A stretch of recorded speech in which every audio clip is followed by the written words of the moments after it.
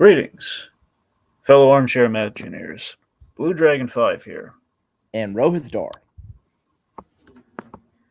And may the 4th be with you. We're back. We're talking Star Wars in the celebration of not just Star Wars Day, but in celebration of the 20th anniversary of Revenge of the Sith. Mm-hmm. So, how do you feeling about it? How do you like looking back on this movie 20 years later? How do you feel about the third in the prequel trilogy? I think overall this film was in my honest, objective opinion, or an honest and transparent opinion. I think this is a very heavily flawed movie. I think it is the best of the prequel trilogy. I think this movie strains the most against the limitations and paradigm of the prequel trilogy. But I think it's in terms of the score, in terms of some of the fight sequences, and some moments of dramatic flair, I think there's something worthwhile.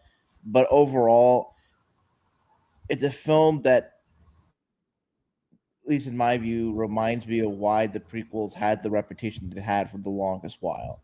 And I say that with all due respect to George Lucas and company. Um, but I think when we get into sort of the nitty gritty of the film, I think there are certain moments that stand out well, but I think the overall structure of the piece leaves a lot to desire.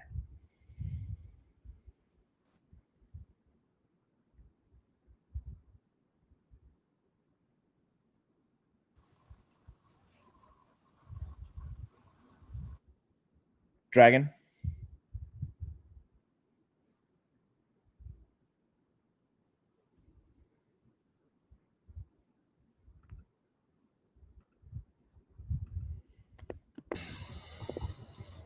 Hello, Rohit. You still there? Yes, yeah, I'm still there. Yeah, you just went.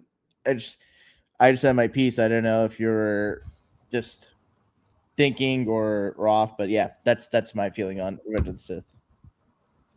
All right, good.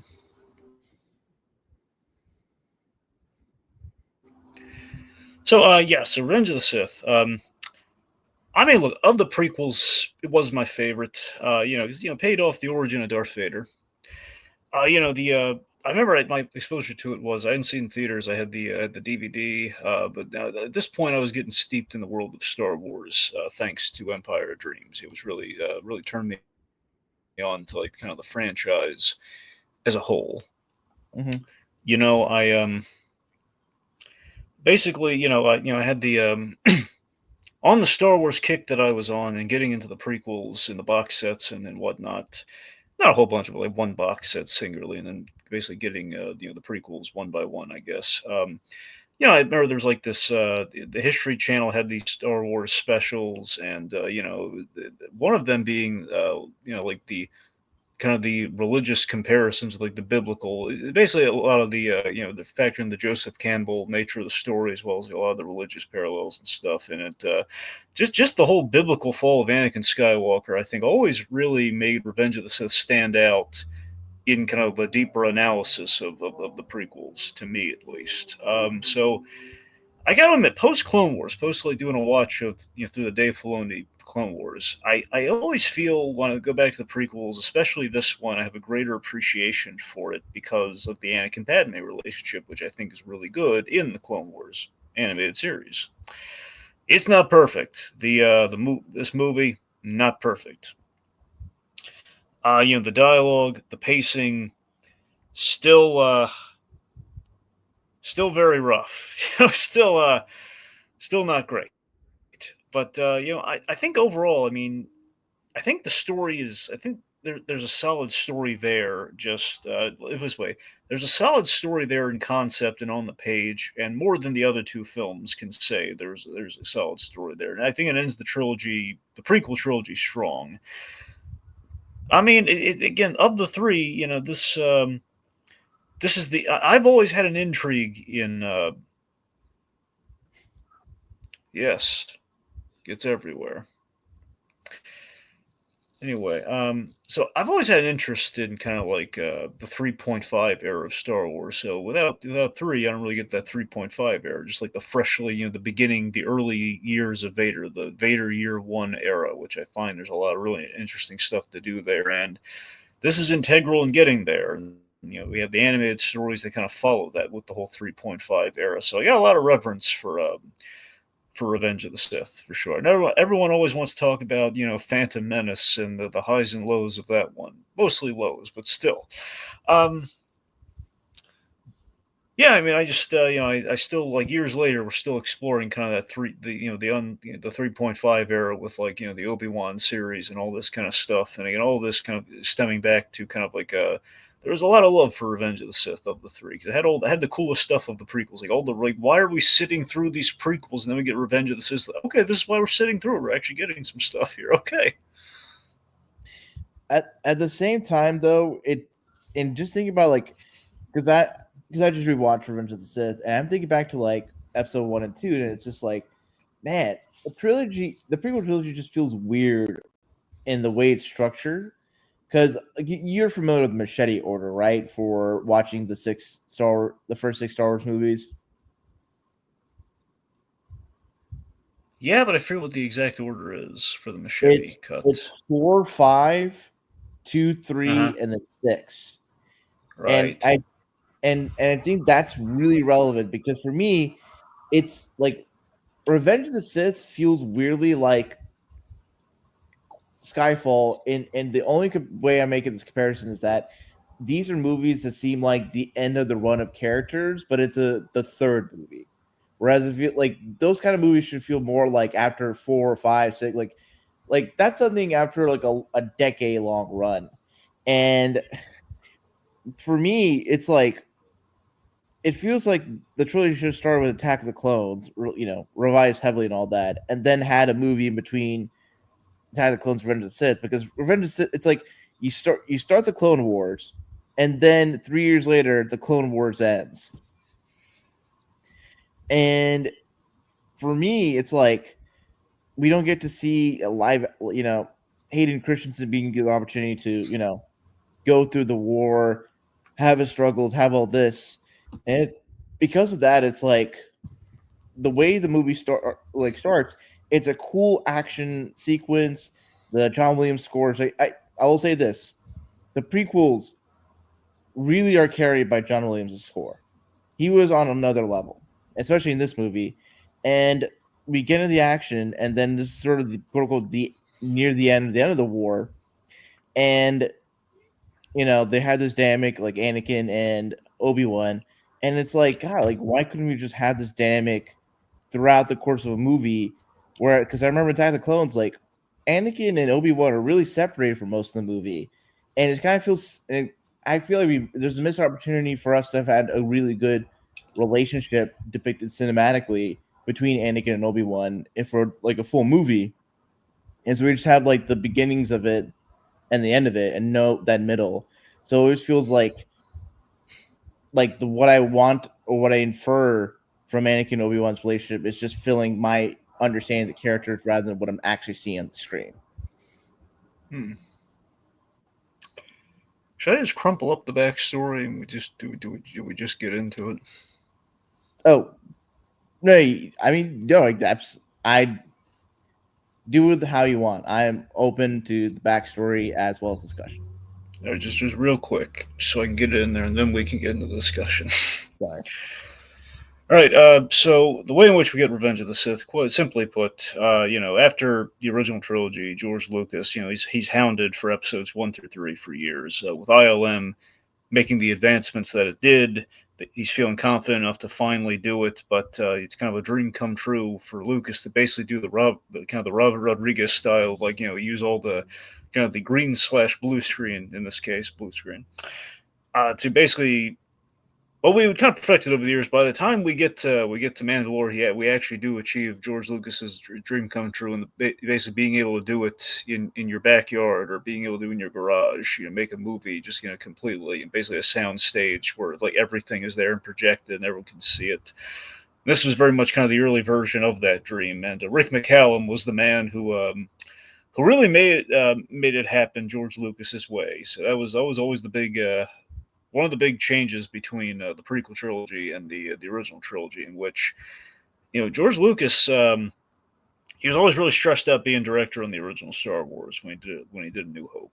It stressed him out ad infinitum, which is why he did not direct the other two movies. He kind of ghost directed the third one, but essentially, he had the overall vision and the input, and definitely was final say on a lot of things. But a lot of the burden was taken off of him for those films, and he did have people who challenged him on that, and he had other visions to factor in. But this is all George Lucas. This is all him with all the control he could ever have, and I think the consequence from that is that George Lucas he can do anything he wants, and again, George Lucas seems to be has more of a vision than he does the ability to direct performances and character. He gets a little blinded by not the shiny things, and more blinded by the possibilities of new technologies. But again, I'm not the first to say this. So, to this film specifically, he has a stress-free environment to bring kind of the story to life here, and he's always had hints of Darth Vader's origin here and there, going back to A New Hope, and then like some novelizations here and there. In brief mention of there was like a fight with Obi-Wan on a lava planet. That's pretty much all we had. So that was always kind of presumably that was always the end point he had in mind for these prequel movies. Okay, we're gonna explain Darth Vader's origin, and that was pretty much what he knew, and he kind of fleshed it out in kind of crafting what the three movies would be, kind of more of the obligated three movies. Well, I can't just do one movie, I got to do three because that's what I promised. See, originally there were going to be a lot more tie-ins and cameos and stuff, but it seems like Lucas kind of pulled back so it wouldn't be super reliant on hey, do you remember this? Or who's that? And it's a question of logistics of why would they be there at this point in time? Is it just purely fan service? So that we kind of trimmed the fat on a lot of that. Our climax actually had a guest director. We had Steven Spielberg brought on to direct the big Obi-Wan versus Anakin fight. At least some of it, some elements of it. He was very integral in the previs for it. And Darth Vader's origin itself, big moment there when he kind of he's burning alive and saying, "I hate you." That's why we have the first PG-13 Star Wars movie. Yep. Anyway, so one last thing, just our title, our namesake, again, is a reference to the original title of Return of the Jedi, which was Revenge of the Jedi. So again, getting a second bite at the apple, gotta use the revenge. It's a dish best served cold. Well, or maybe as a side dish to molten lava, but okay.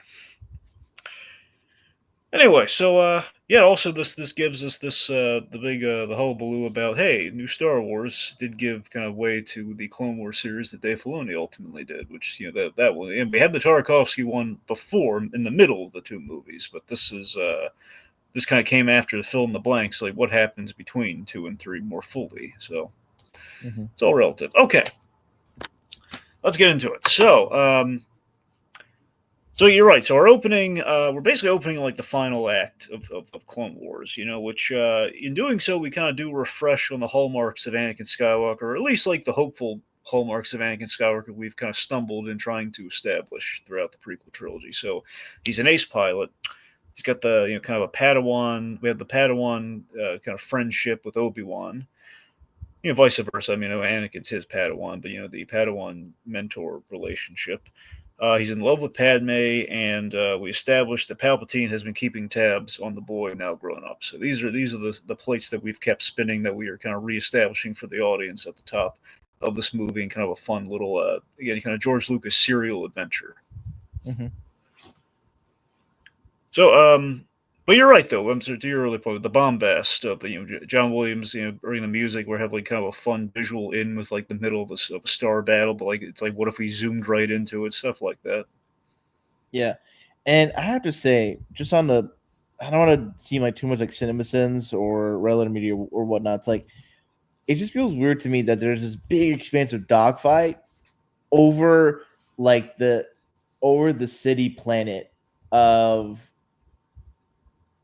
Coruscant. of course the Republic. It's like for me because when you read that title scroll, it's like okay, like Anakin and Obi-Wan have to get into enemy territory or some neutral, far off part of space to like rescue the Chancellor. But the Chancellor, it's like, did they not go far enough to with the Chancellor? Like, because I remember in the because referring back to the Gunnan. Palpatine hates to travel, Rohit. He just really hates travel, like most old people. I mean, he's not the one operating any heavy machinery. He Well, keeps. no, I'm just saying he doesn't like the wait time. It's like he doesn't go. It's like getting on planes. He doesn't like getting on star spaceships. I don't know. It's. I just feel like it's such a weird thing to have that happen over the planet in which you presumably kidnapped your hostage from. Unfortunately, geography was not Lucas's strong suit in college. He's obsessed with the sand. Of course, gets everywhere. Yeah. Anyway, so General Grievous. So General Grievous, very much thanks to Gendy Tartakovsky's Clone Wars, which is, I believe, I don't know if Tartakovsky pitched him ground up or not. He probably did. It's a good chance he did. Basically, pitched Grievous, and he took off. He was very cool, and also we had an origin to the famous cough of Grievous, where Mace Windu crushed his lungs, which is always really cool. Like and people say the Jedi are so peaceful. Well, that's the thing. I mean, we established in this movie, it's always been fun. We re-examine this in this movie, going back to it's like, yeah, the Jedi are very apocryphal, and that's the fun thing to really look at here. Is that Palpatine, the reason he was able to convince Vader is not because not because Anakin's like a dope, despite what some acting choices might have you believe. He's again, there's a very compelling point that the Jedi, they have a miserable existence, very apocryphal. They You mean hypocritical? doesn't I thought hypocritical was like another way of saying hypocritical. It's just kind of sounded nicer. It's not as different.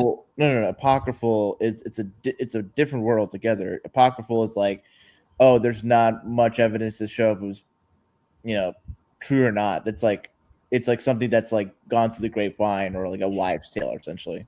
Okay, I've learned something here, folks. And then hypocritical. Okay. That's hypocritical. Yes. I thought hypocritical just sounded like the cool version of the word. I thought it was just like a fancy way of saying that. And, okay, well, regardless, the point being, the hypocritical ideology of the Jedi, which we'll put a finer point on a little down the line there. But just real quick, so Grievous.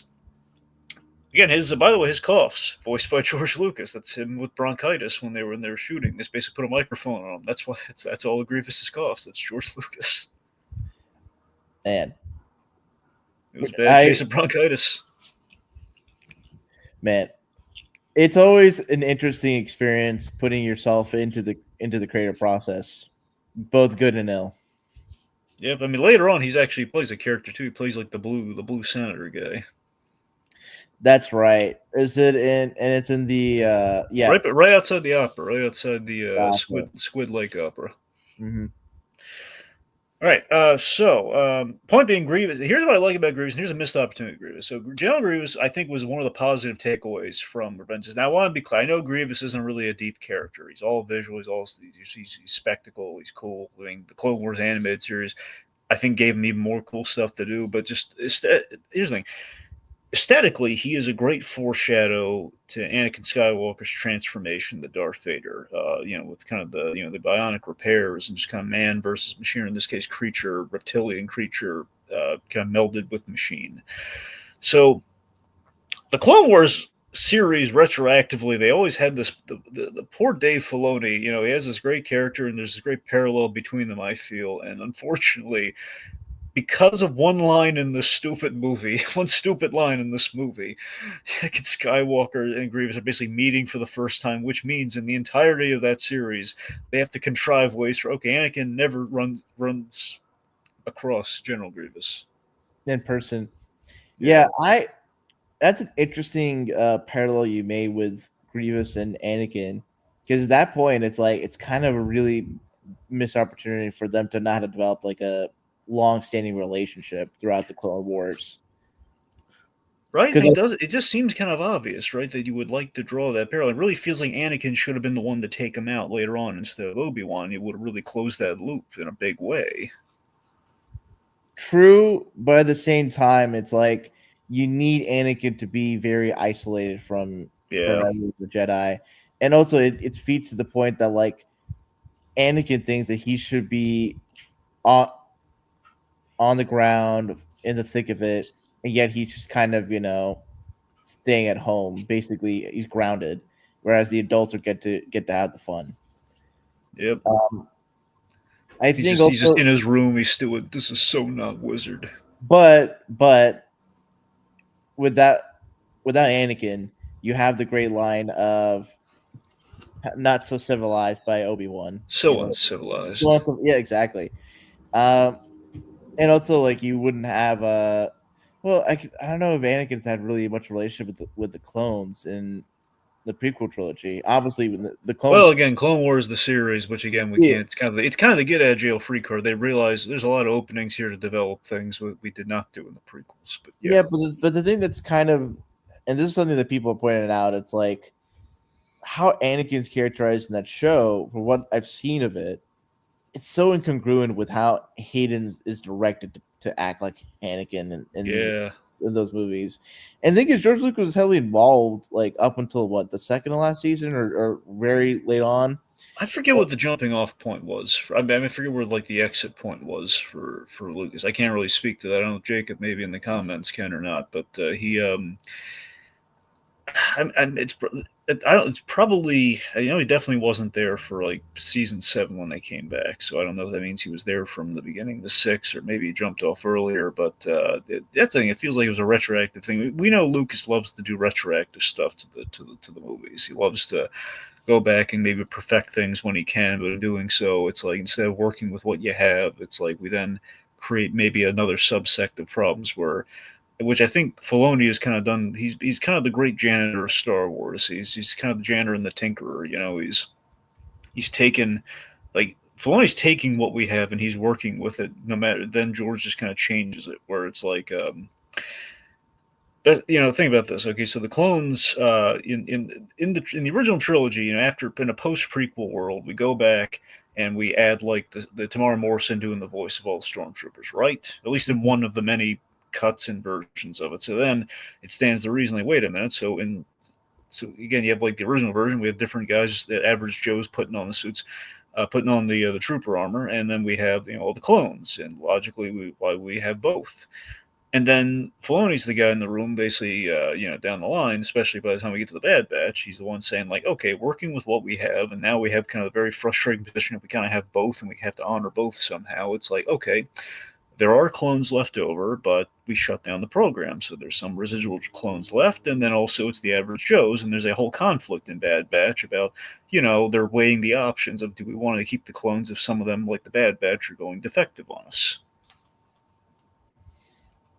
No, yeah, it's there's a lot that the show gets into, and the thing is that people, at the time, and even still nowadays, like I don't imagine many people who aren't already like heavily into Star Wars have watched the Clone Wars. I haven't watched like much of the episodes. I've seen like clips, so I have like a good passing familiarity with how Clone Wars operates as a show.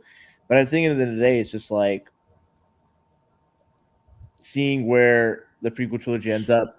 The whole like clone side of a thing is kind of just it's like you are right. It's just like the post revisions of Timur Morrison voicing all the clones, all of that. It's just I was actually going to make a point, and I feel like this may be a controversial point to make.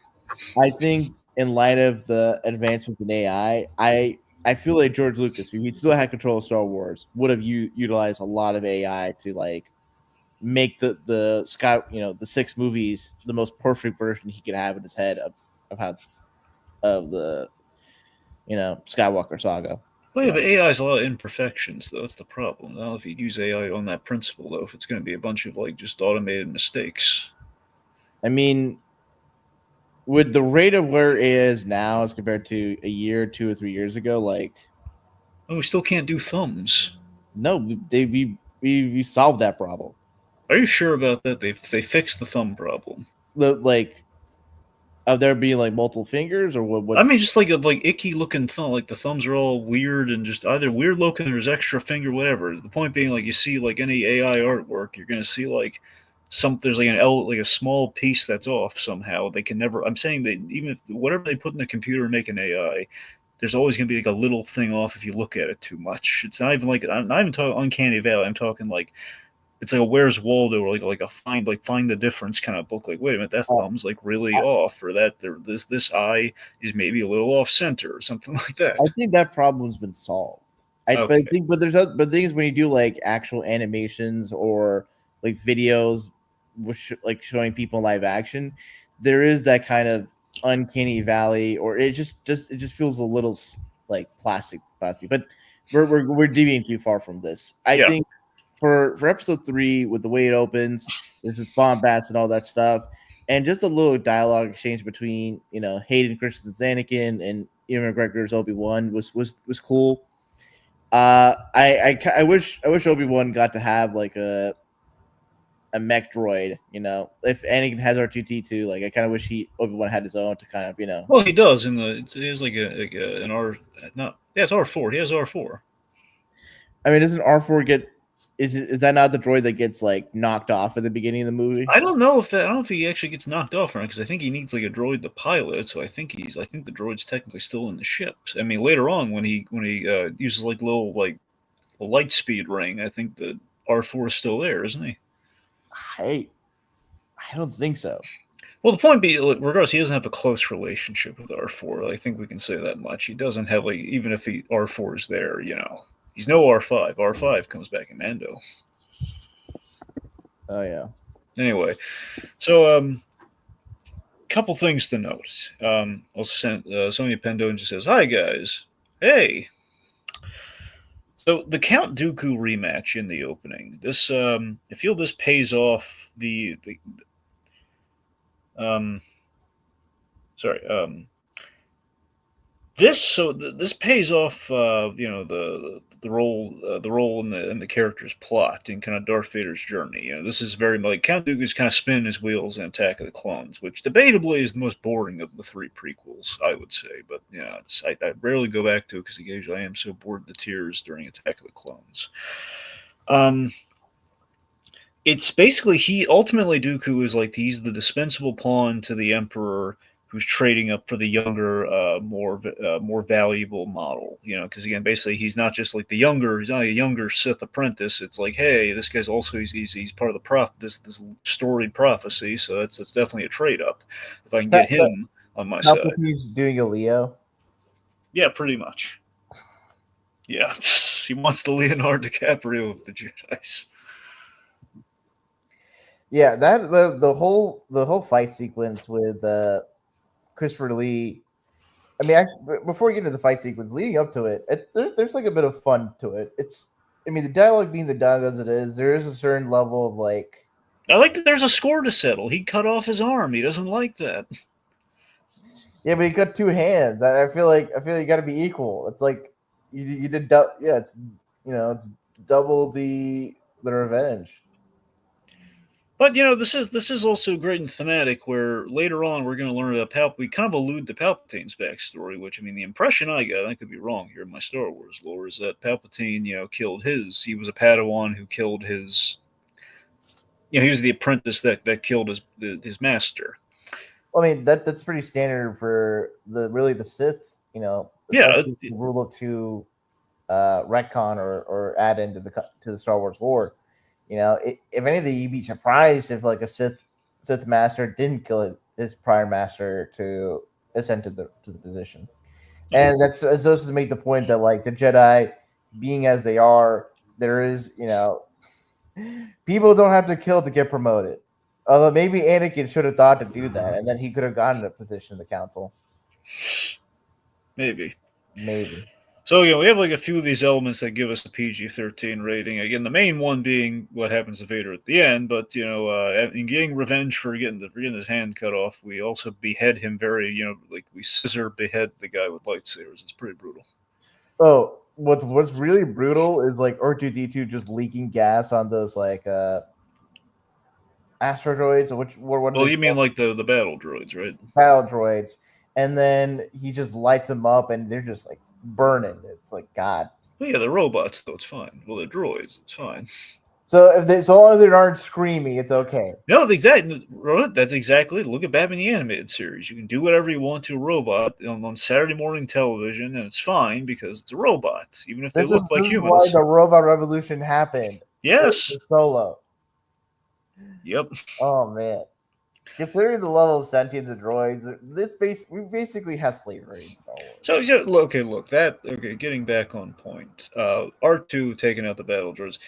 It's a lot of fun, and I love the gag of R2 gets kicked after after he fights back. I love Obi-Wan. It's like R2, open the rise the elevator, and it's just really loud. It's just like, oh man, it's I always appreciate the kind of the you know Charlie Chaplin, Buster Keaton, physical comedy of R2D2.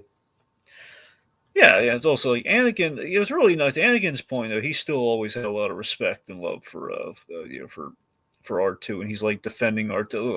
R2's got our back. Obi-Wan says, "Do Yeah, we have a plan and, B?" After and R2 gets kicked over like a trash can. just as a clarification, R4, it's this specifically R4P17.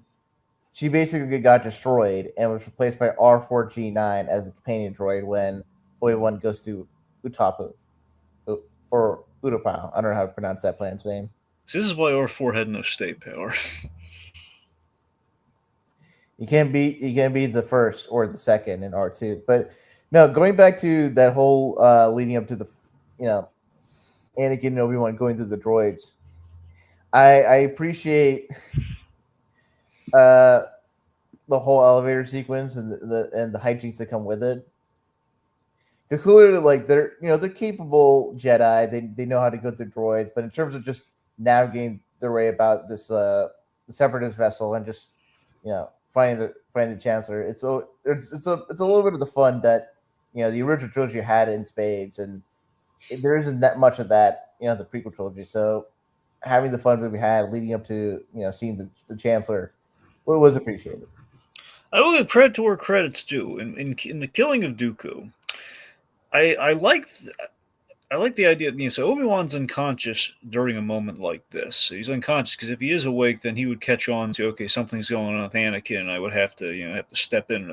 However, we do need to discuss the writing weaknesses of George Lucas here. Where George Lucas, to me, he seems to be. I can maybe allude this in the background a little bit. Is that George Lucas?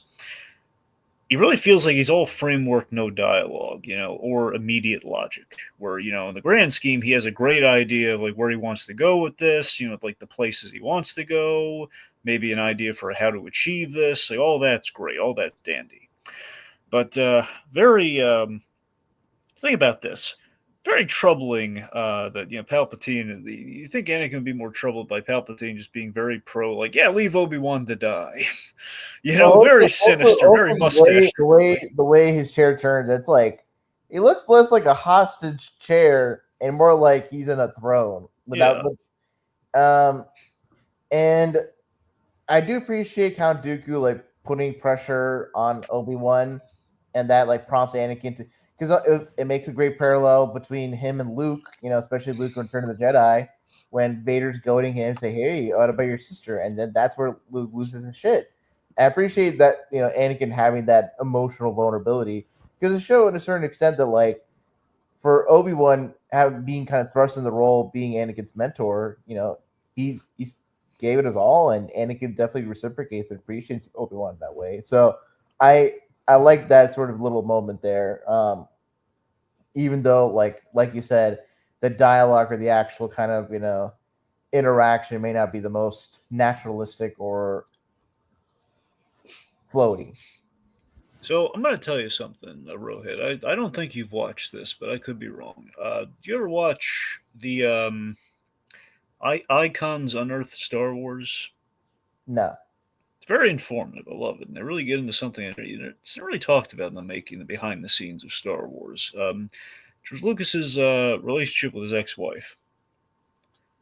Yeah, Marshall Lucas, very integral. Anyone who's seen Empire Dreams, I think, kind of we know the bare bones if anyone's ever seen that. Where basically Marshall Lucas was a big hero on the original trilogy, at the very least, A New Hope specifically. Where her edit, basically the idea is that even Plinkett, I think, pointed this out during like the Phantom Menace review way back when, is that George Lucas's original, like, his edit on Star Wars before Marshall Lucas, who was an editor, bailed him out of it, was pretty much what we see in the prequels. It's a bunch of like it's shoulder over the shoulder shots, or it's very much flat dialogue scenes, and that was the problem in the cut of Star Wars, where you didn't really have like the action, or like kind of like the kind of, I'm not gonna say super interesting shots, but I mean, it felt a lot more natural in the original trilogy. Here, it's like pretty much very sterile and very much like kind of like bare bones like filmmaking in terms of conversation.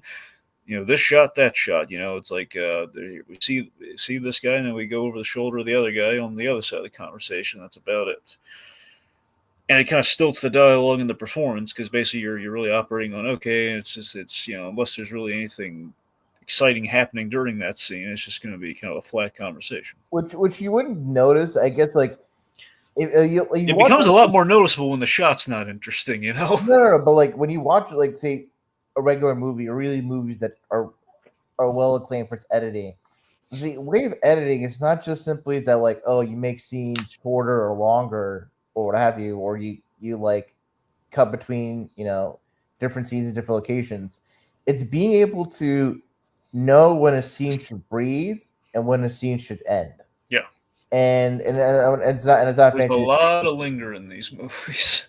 Well, it's not even lingering. It's more just like, because, like you said, with your action shots, if George Lucas was able to direct, like, think of like how Tarantino movies are very dialogue heavy, Yeah, but the way he directs, it's not in a way where it's like how you described the Lucas thing. It's like some person says something, reaction shot back forward. There's like a movement. There's zoom ins. There's whip hands. There's a lot of dynamics. Even though Tarantino, he's like very much like he's a screenwriter. The way he directs dialogue scenes, like, there is a energy and kind of you know vibe to it. I think part of it's like the dialogue is great, but also I think like you said, like the shots had to be. It's not just this is a cool looking shot. It's more about shot A, shot B, shot C. There's you're like there's a story being told, even when a person is just saying lines of dialogue, right? It's not just what is said, but how does a person look, how they're presented when they're saying said dialogue. That's what makes, like you said, an interesting shot. right. So, I guess in bridging from there, so Anakin Padme, again, like I said, Filoni's Clone Wars made me retroactively really love, I love the whole secret marriage idea. So the thing between episodes 2 and 3, mainly, I guess we kind of pay off in 3, but the Clone Wars really makes a meal out of the idea of like, okay, these two, Anakin's bending the rules. He's keeping the fact that he married the woman they loved, and they're keeping it secret because it'd be very frowned upon and would really upend their lives. And it's just there's a lot of these kind of sweet romantic kind of like subtle moments here and there.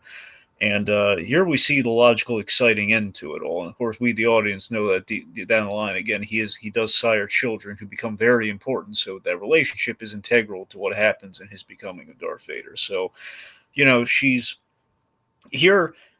And again, while Lucas is kind of falling flat on the dialogue, or if not the dialogue, then the performance, probably possibly both elements, which again we saw majorly in Attack of the Clones, where it's very, the whole sand, its course, it gets everywhere. It's not great.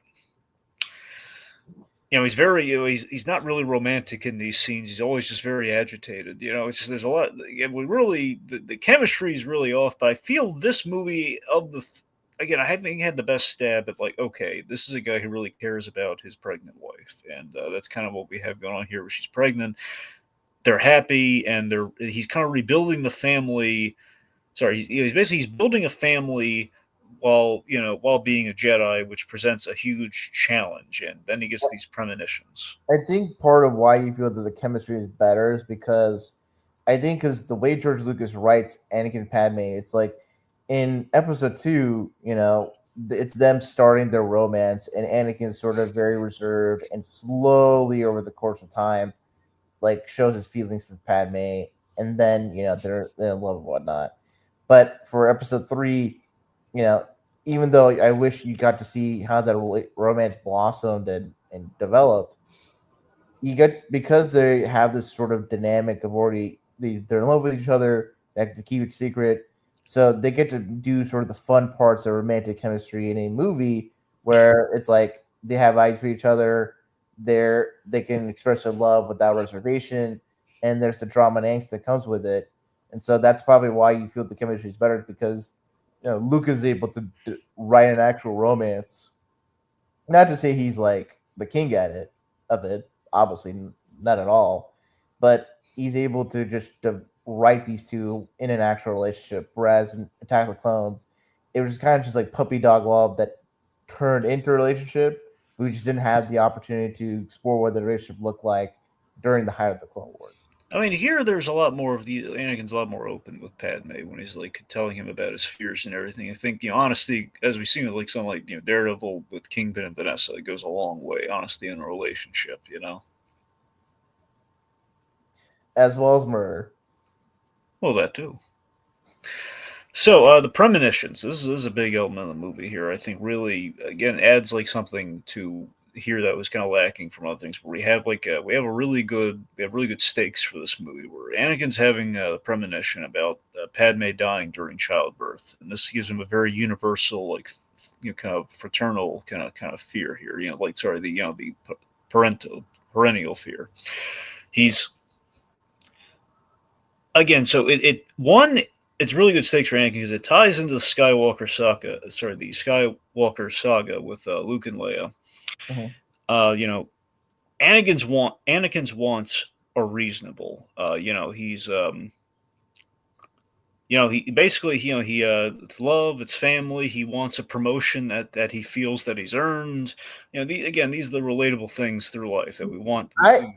I I want to say something about the wants is that I feel like the wants are conflicting though because here's one in one sense, if Anakin just feels he's not being recognized or valued by his peers, that's one way. And even and if he went too far enough to try to like gain that recognition and falls to the dark side, it'd be a cool. It's like Raiden Dean's character arc, the beginning or what he was going through at the beginning of Daredevil season 3. That's relatable. That's compelling. On the other hand, if Anakin is just truly someone that's wanting love and wanting to care for his loved one, you know, that's interesting of itself.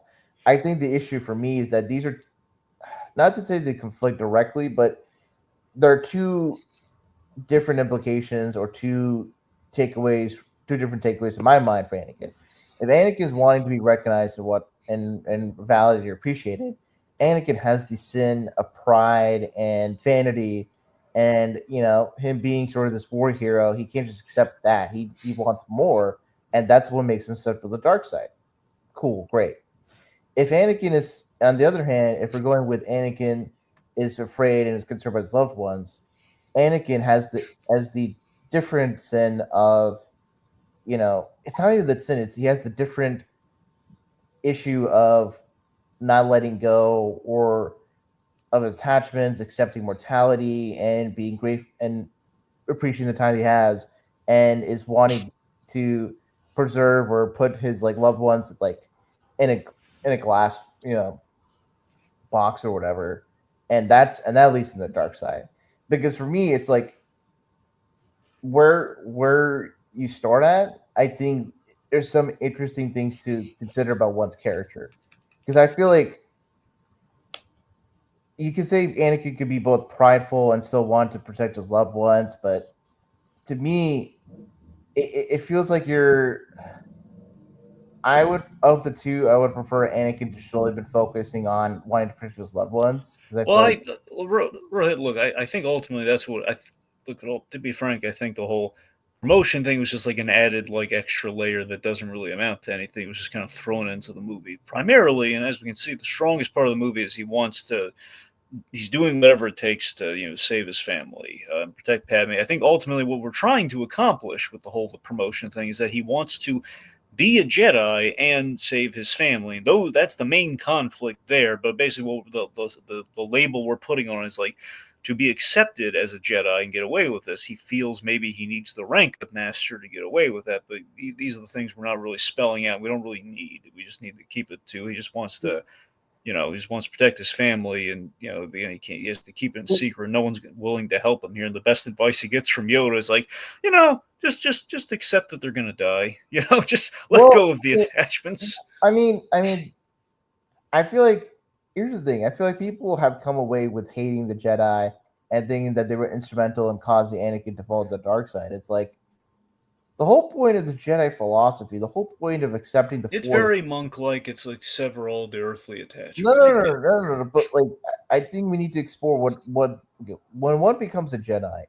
Mm-hmm. you are making a commitment to the fact that all living things are connected to the Force, and you are seeking to embody, to embrace, to promote the Force, this thing that connects all living beings.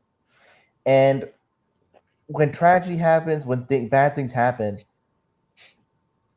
from the Jedi perspectives, that yes, one can feel sad, one can have a sense of regret, what have you. But the thing is that we ultimately can't let these emotions blind us or take over us because ultimately, as much as people can find resolve, it's like the people that are gone from the earth, they're not really gone in a sense that because they've gone with the force. And that's, I think, what the Jedi is all about is that, you know, for all of existence, we're all connected to the force. We all accept our, us living beings, and that for living beings that experience death, there is still the hope that you become part of the force. You're still a part of existence, even if it's not in a tangible, physical way. And the thing is that for the emotions that the attachments that people talk about, it's like it's not wrong to necessarily have feelings, to have attachments, have concerns. But the thing is, the Jedi is an institution. They are a utilitarian institution. They are the equivalent of police force, of firefighters, and whatnot. They are people tasked with preserving and taking care of all people, of all living beings. And if a Jedi Knight or a Jedi member starts to prioritize or focus to a fault on their own personal wants and desires at the cost of others, that's that's the Sith way. The Sith way is embracing your emotions to a fault. There's no sense of restraint or discipline or consideration of others. And I think for Anakin, for all his troubles and issues, he chose to prioritize his own wants and desires over the greater good of the galaxy. And I feel like if they've been so powerful to really challenge him, it's like, are you really thinking the Jedi are evil, or are you just thinking the Jedi isn't giving you what you want? And I feel like that would have been something for this is something where I think Lucas, he really liked the downfall of Anakin, but I feel like there's more to just a guy falling from grace. Like the whole, Satan was an angel, becomes the devil. We have to explore why it is that the downfall happened the way it did. And just because, there's a fall from grace, we that doesn't mean the person who fell from grace, didn't contribute themselves to that fall.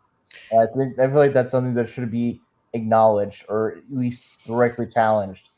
I think Obi-Wan says a few things, but it feels like when people talk about Anakin's arc, it's like, oh, he was a victim of all this. No, Anakin like made some choices that really, you know, harm the well-being of everyone else in the galaxy, and the whole scene with the kids. I mean, we're jumping forehead. I think there's something where I think Obi-Wan kind of like really overdid it, but I think the point he's made is that Anakin, for all intents and purposes, chose to leave behind his life as a Jedi and focus on his wants, and that's what the Sith provides. It's like, hey, you get what you want, but not what necessarily what you need, which is what the Jedi are at the end of the day. So that's my little spiel defending the Jedi. Right. Well, look, I'm not trying to come down on the Jedi. I'm just saying that I like that there is a conflict there where, by the same token, Anakin, what he wants is something you can't fault him for wanting. That he Oh wants no, absolutely. But again, I like that's the conflict though, because you're right. I mean, look, I think instinctively, yes, Jedi seem at face value with what happens to Vader, especially if these movies are sold like you want to root for Vader, even though you know it's going to go bad for him.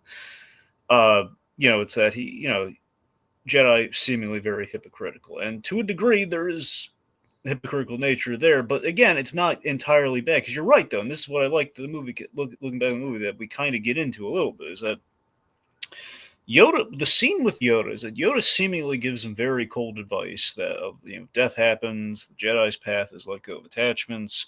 It's the pride of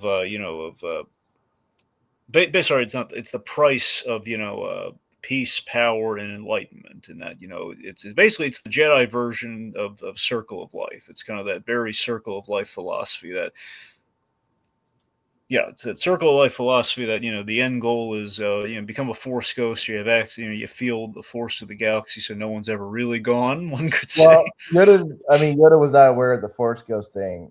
At least I don't think he was at that. Well, no, by the end by the end he knew about it. Well, no, but like when he was giving the advice to Anakin, he didn't necessarily know that. So it's like he knew. I'm saying he knew it at the end, so he might have known it then. Look, I'm saying even if it's not like a ghost, I'm saying it's a force, like the force in general. I'm saying ultimately, to the layman, it's the force ghost. And of course, ultimately, is you can become a force ghost. Doesn't mean Padme can become a force ghost. Yeah, but But I think to your point, I think Little Boo's like train yourself to let go of everything you fear to lose, because the thing is, if you don't, then you eventually will lose those things in pursuit of it. I think the better comparison or metaphor is like the harder you grasp, the faster it dips away or fades away like sand. Yeah. Again, but not to use the sand. I just realized the sand thing, but you know what I mean. It's like the harder the tighter you hold on, the more frayed the thing you're protecting is going to get. Yeah.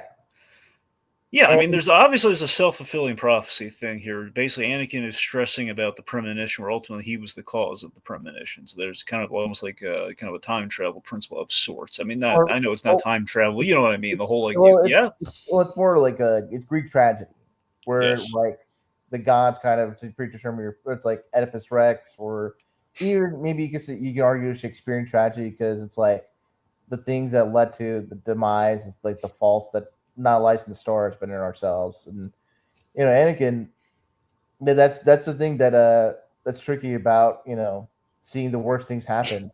The harder you work to try to prevent those bad things, in a way you cause those bad things to happen earlier or even stronger. And that's the thing that's probably what makes the Jedi in a way right about it. In a way, it's like the Jedi there must be some people in the Jedi that feel like there was a big mistake in taking on Anakin when they did in Defense of Menace. Well, remember they didn't want to take him on. They took him on because Qui-Gon vouched for him, but also because of the prophecy. That's the only reason they took him on. And then it kind of makes you wonder. It's like, well, in that sense, the Jedi, betrayed their own principles by prioritizing the sacraments of a prophecy that said this one person was to bring balance to the Force. But really, balance is something that comes to all beings and comes to just the actions of life. And that's, I think, something that I think would have been interesting to develop.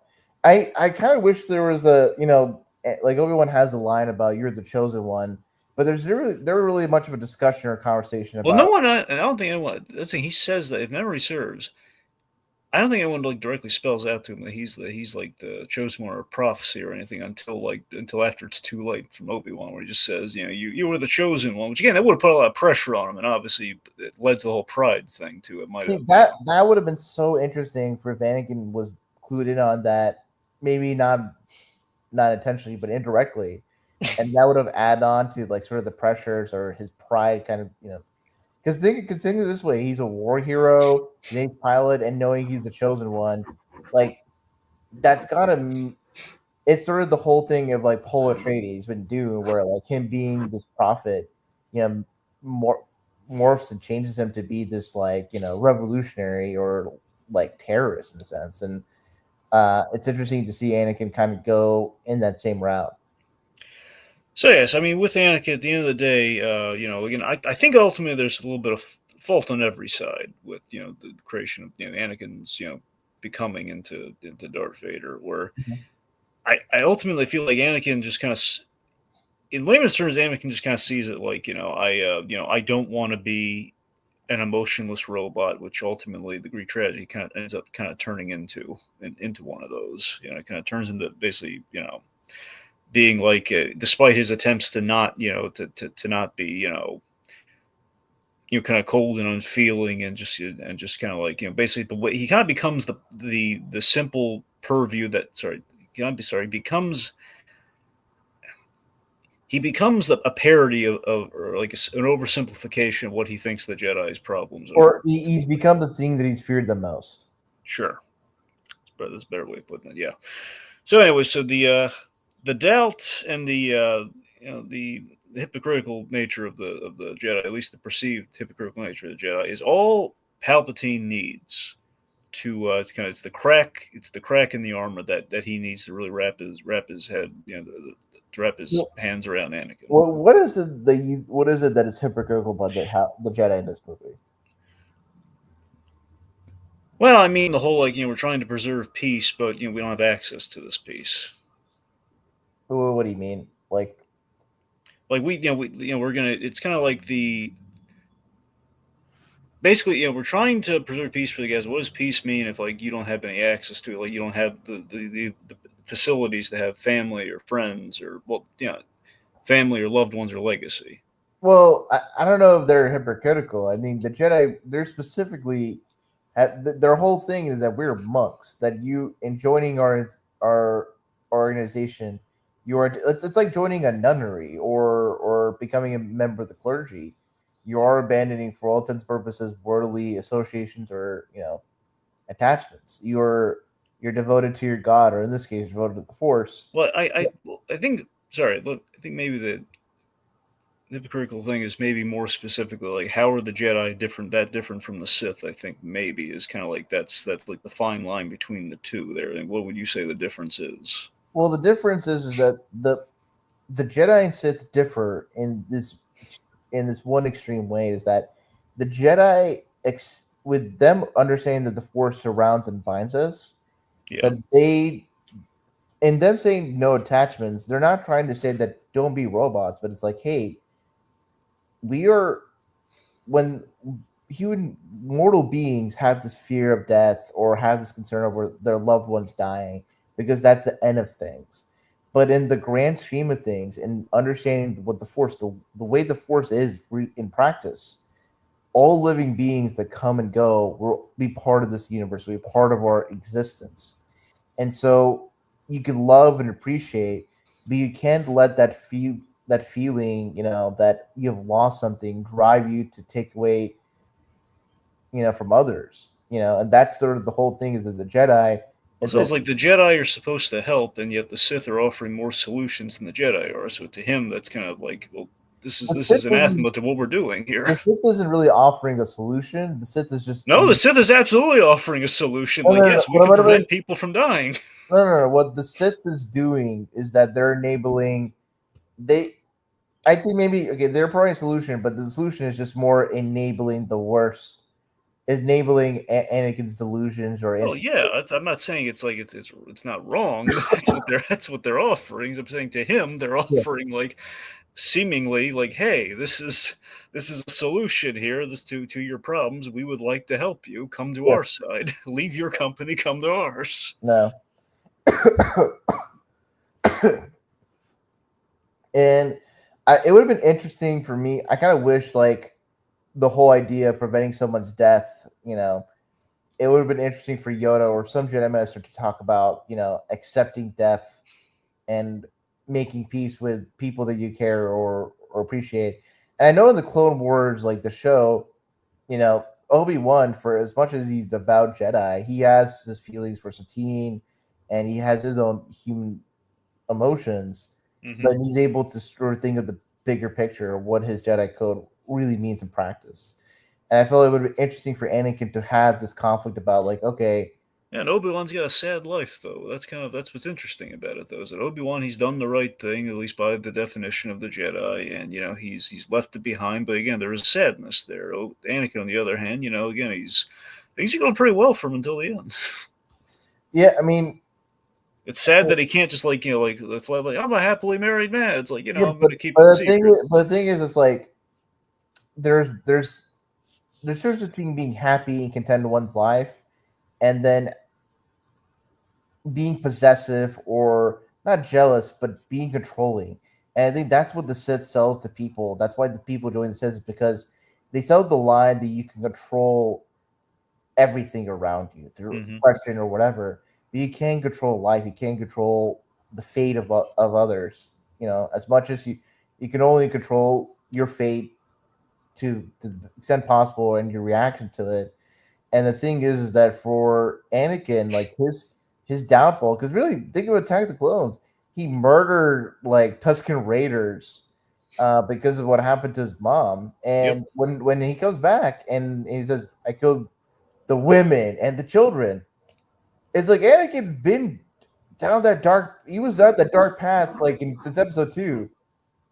And I feel like it's the way that this trilogy came about. It's like I really wish Phantom Menace wasn't the first of the prequel trilogy. It was Attack the Clones, and you know how like for the retro trilogy, it's like A New Hope, Return of the Jedi have like good end or like positive, happy note endings, and then Empire Strikes Back has like a dark cliffhanger sort of a deal. Yeah. It would be cool if you had sort of the flip side for the prequel trilogy, where Attack of the Clones, Revenge of the Sith had like dark endings or somber endings, and then the second movie would have been like the fun light and gives you that false sense of hope until it gets ripped out of you in the third movie. Because for me, it's like Aiden Christensen, we don't see Anakin being in his prime element, being able to have like the relationship with Obi-Wan, having the relationship with Padme in full force. And so we see Anakin like in his young adult self at the beginning, where he starts this romance and the Clone Wars begins, and then the end, and we just kind of left to fill in the details. Obviously, the Clone Wars show fills it, but even then, Clone Wars show is just so different with like the Ahsoka of it all, and it's things that get a little out of how to handle sometimes. But anyway,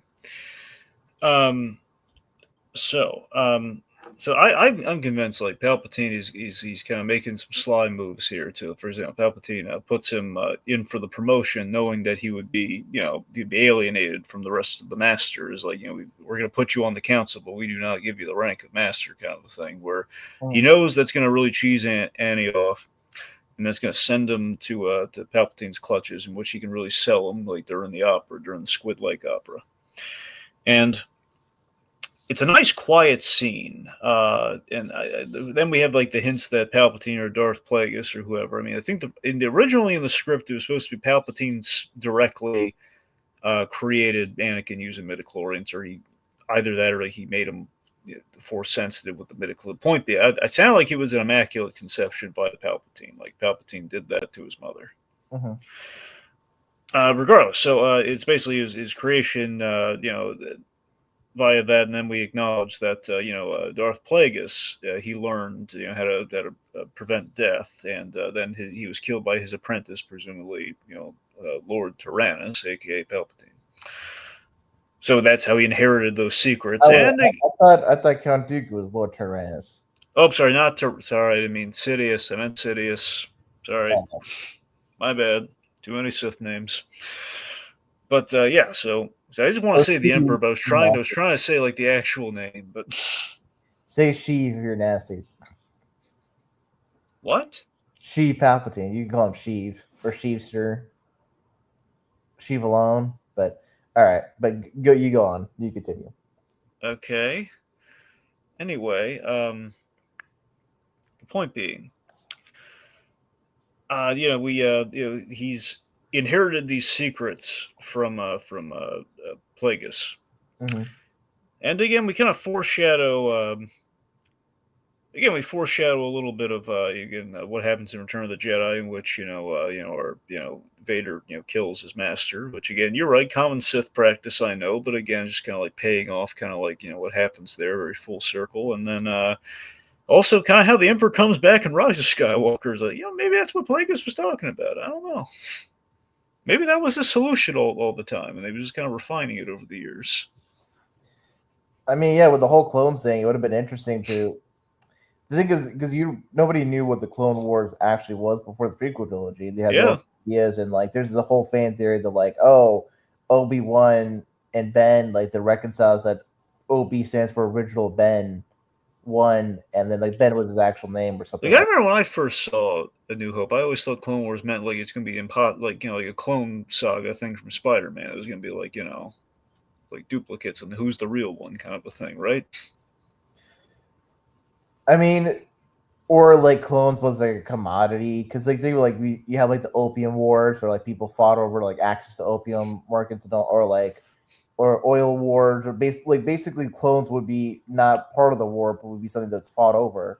And I think also would have been interesting because like George Lucas, like when he started the original trilogy and going into the prequel trilogy, it's like like his whole thing is that you know the evil empires is very industrialized, mechanized society or institution, and so it would have been interesting to see how clones would kind of be used as like slave labor or like this like an emptyless husk of beings that be used for warfare or labor or anything like that.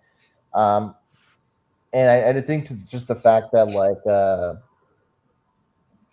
like because we have the whole thing of like the Jedi is like if the Force surrounds all living beings, and it would be interesting and cool to see clones maybe not have Force power to be immune to the Force or whatever, but that's neither here nor there. I think for what we have here, yeah, the clone army being part of the good guys is kind of interesting because basically faceless drones just going on to fight.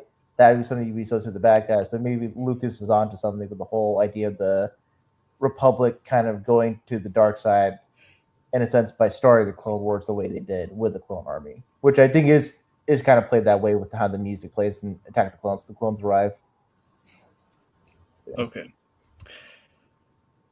Let's see. Okay, let's see. So, real quick, Mace Windu. Mm-hmm. So, intentional or happy accident? I'm not sure which one. In part, I kind of in re-looking at this movie, I'm just kind of seeing that maybe the wooden performance of Sam Jackson, the wooden way in which Sam Jackson plays Mace Windu, maybe shows that this is the picture of the ideal Jedi, which again is kind of it is basically, for better or for worse, is like, okay, this is what life looks like when you have severed all attachments and you're all business and you've achieved the rank of master. And, it's not, I'm not saying directly into the plot. It's like, this is like kind of like, scaring Anakin off the path that he's on. But I do kind of like just, to the audience in comparison, is like, it's like, in some level we're supposed to kind of like, if not ultimately supposed to be horrified with what Anakin does, and we are, but it's like in kind of investing and like having a sympathy towards where Anakin lies there. And I think looking back on retroactive is like, yes, might not have been the path for Anakin. Then again, maybe with Hayden Christensen acting, maybe it was like he was actually on he should have stuck with the original path because he was at home there. Yeah, no, I kind of see what you mean with Mace Windu. It's like you're taking Samuel Jackson, a very charismatic, bombastic actor, and just kind of muting or making very stoic. But again, you look back on it though, maybe it was intentional. Maybe it was like, if you severed all attachments, maybe. I mean, in all honesty, it's like really Lawrence Fishburne would have been perfect for Mace. Not to say that like Samuel Jackson did a bad job, but the way the character's written and the stoicism, I think Lawrence Fishburne, if he played that character, would have been made it. Not to say that Samuel Jackson can't do stoic, but I think just like. Well, no, he can. It's just here. The difference is like Sam Jackson. He just seems. It reads like he's having a miserable time on set, but he had a good time on set. But you can't tell that with how he's playing it, because again, Lucas is giving him very clinical directions. Yeah, he's not giving him any subtlety to like to be like stoic. Like for Mace Windu's not angry or upset, but he just seems like kind of. And Mace Windu is like outside of Attack of the Clones. He's not really in the actions. He's just kind of in the council. He does two important things. Okay, just two. Okay, he kills Boba Fett's dad, Jango Fett. Well, yeah, it's Boba Fett's dad, but Yeah, he kills Django. And he's there during the big decision of Anakin. He basically he fries he fries the Emperor, and he gets in quotes killed. Yeah, and he gets Zan cut off. Well, yeah, that's the important part. I still hope that Mace Windu. Look, I know we're never going to see it, but who knows right now in the flux of Star Wars, because we're getting like Ahsoka season 2 and everything. I mean, at that point, If we ever do get Book of Boba Fett Chapter 2 or Book 2 or whatever, I would like to see Mace Windu come back. I feel like at that point, Dragon, what's even the tragedy of Order 66 if that many Jedi survive? What do you mean? Well, because it's like the whole, like when you watch the Order 66 scene play out, it's like, oh, it's like not a race, but an institution or a living, part of galactic history just dies Yeah. within a few hours. And having all these, like, I think having you have all these Jedi that are out on the run or hiding, and then yeah, you have the Inquisitors and all that stuff. I just feel like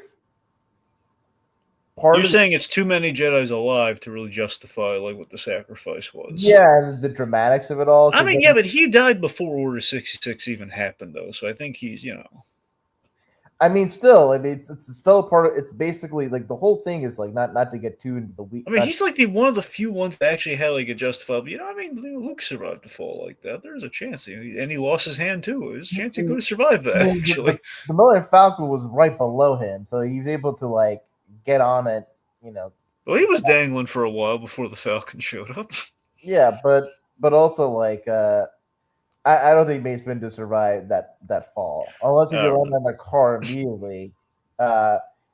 Yes, Okay, look, I'm just saying of all the BS, like they survived deaths in Star Wars, that's the one I could actually get behind. Where okay, that would be impressive if he survived that and then he came back getting revenge, Sam Jackson style. That'd be kind of cool.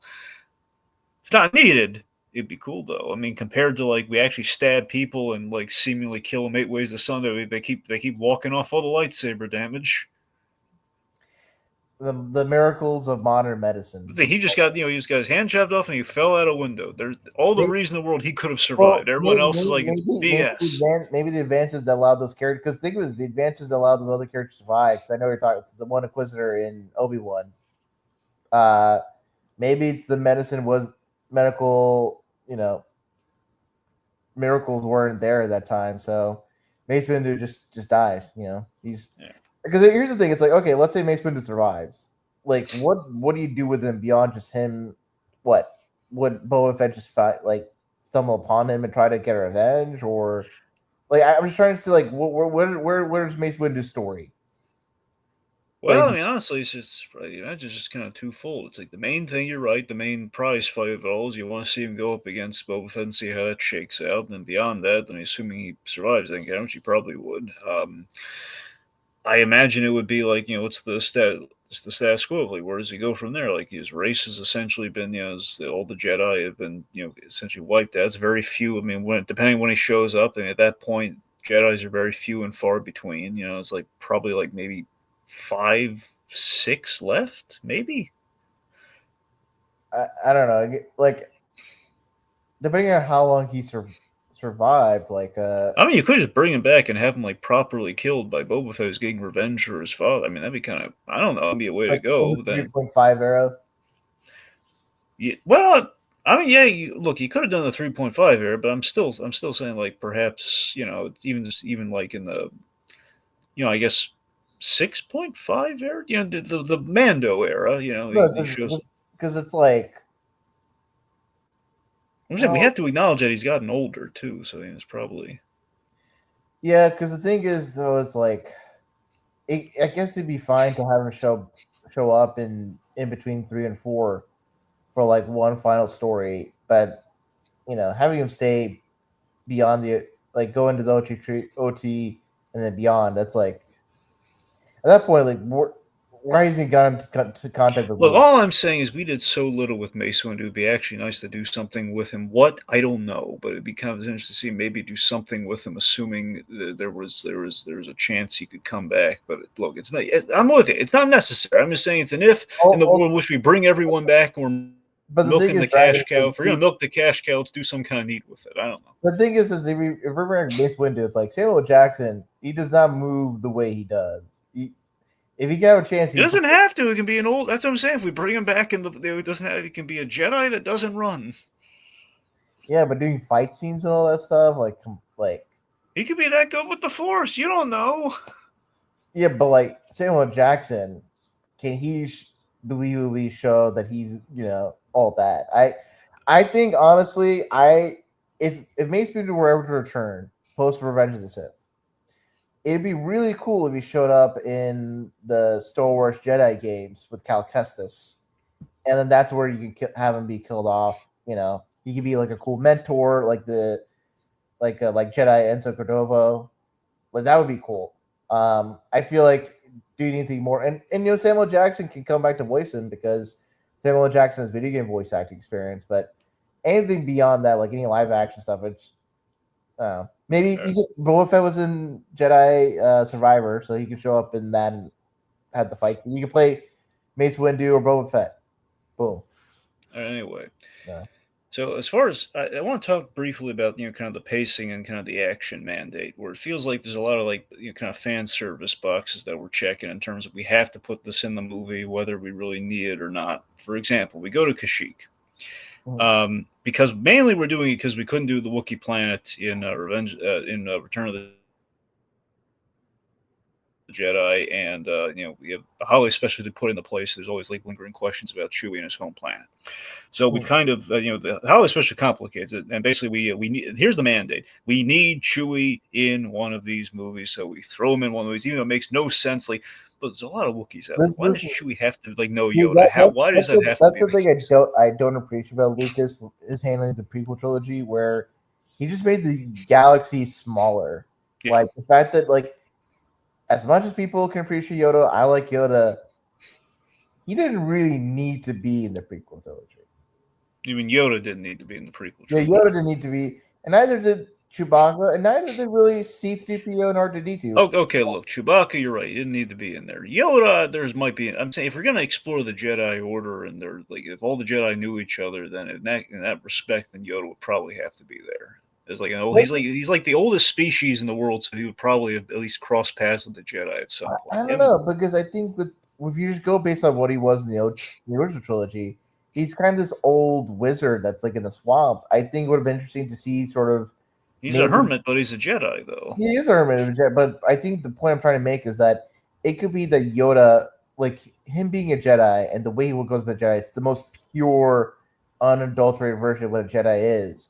And when we see the Jedi Order, it's all its glory, quote unquote, in the Old Republic of the prequel trilogy, it's so different.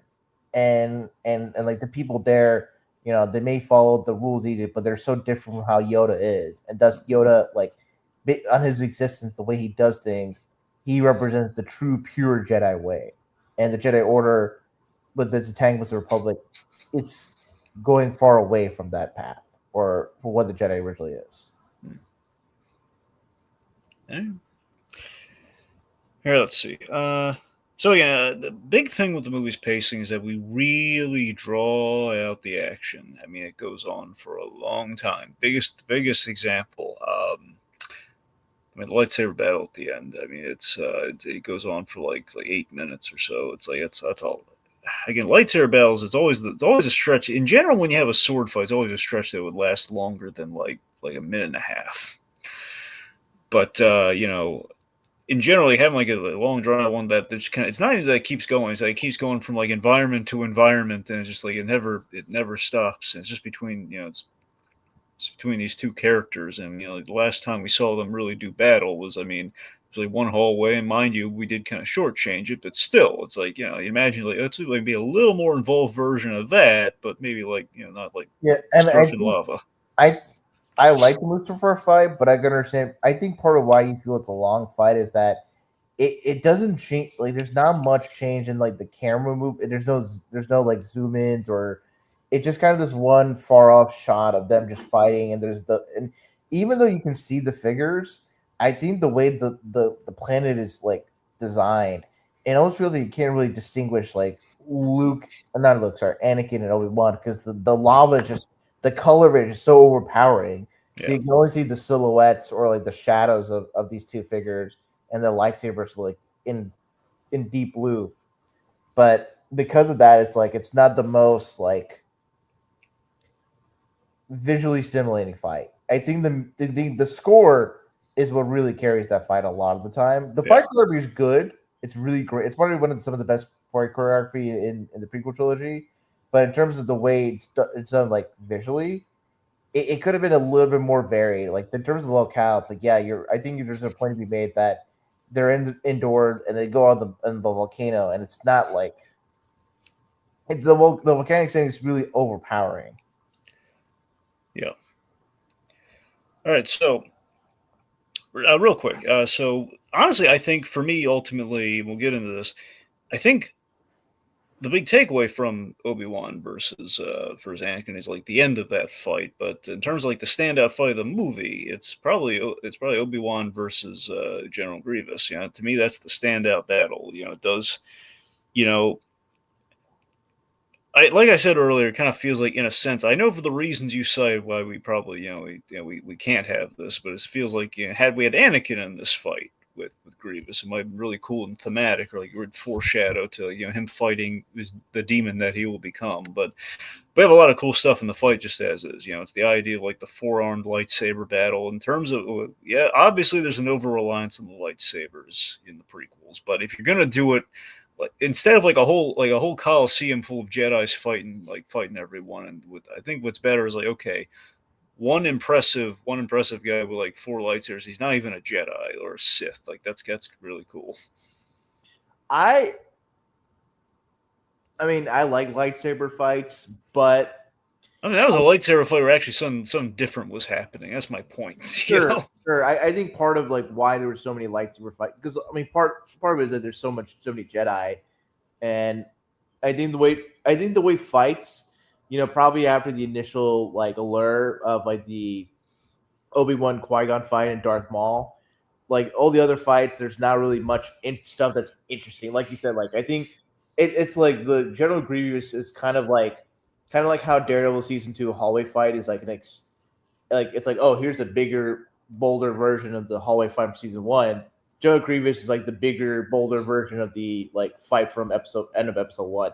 Instead of having a guy holding like a lightsaber, One double sided when that lightsaber. was a lightsaber, it's a guy having 4 lightsabers.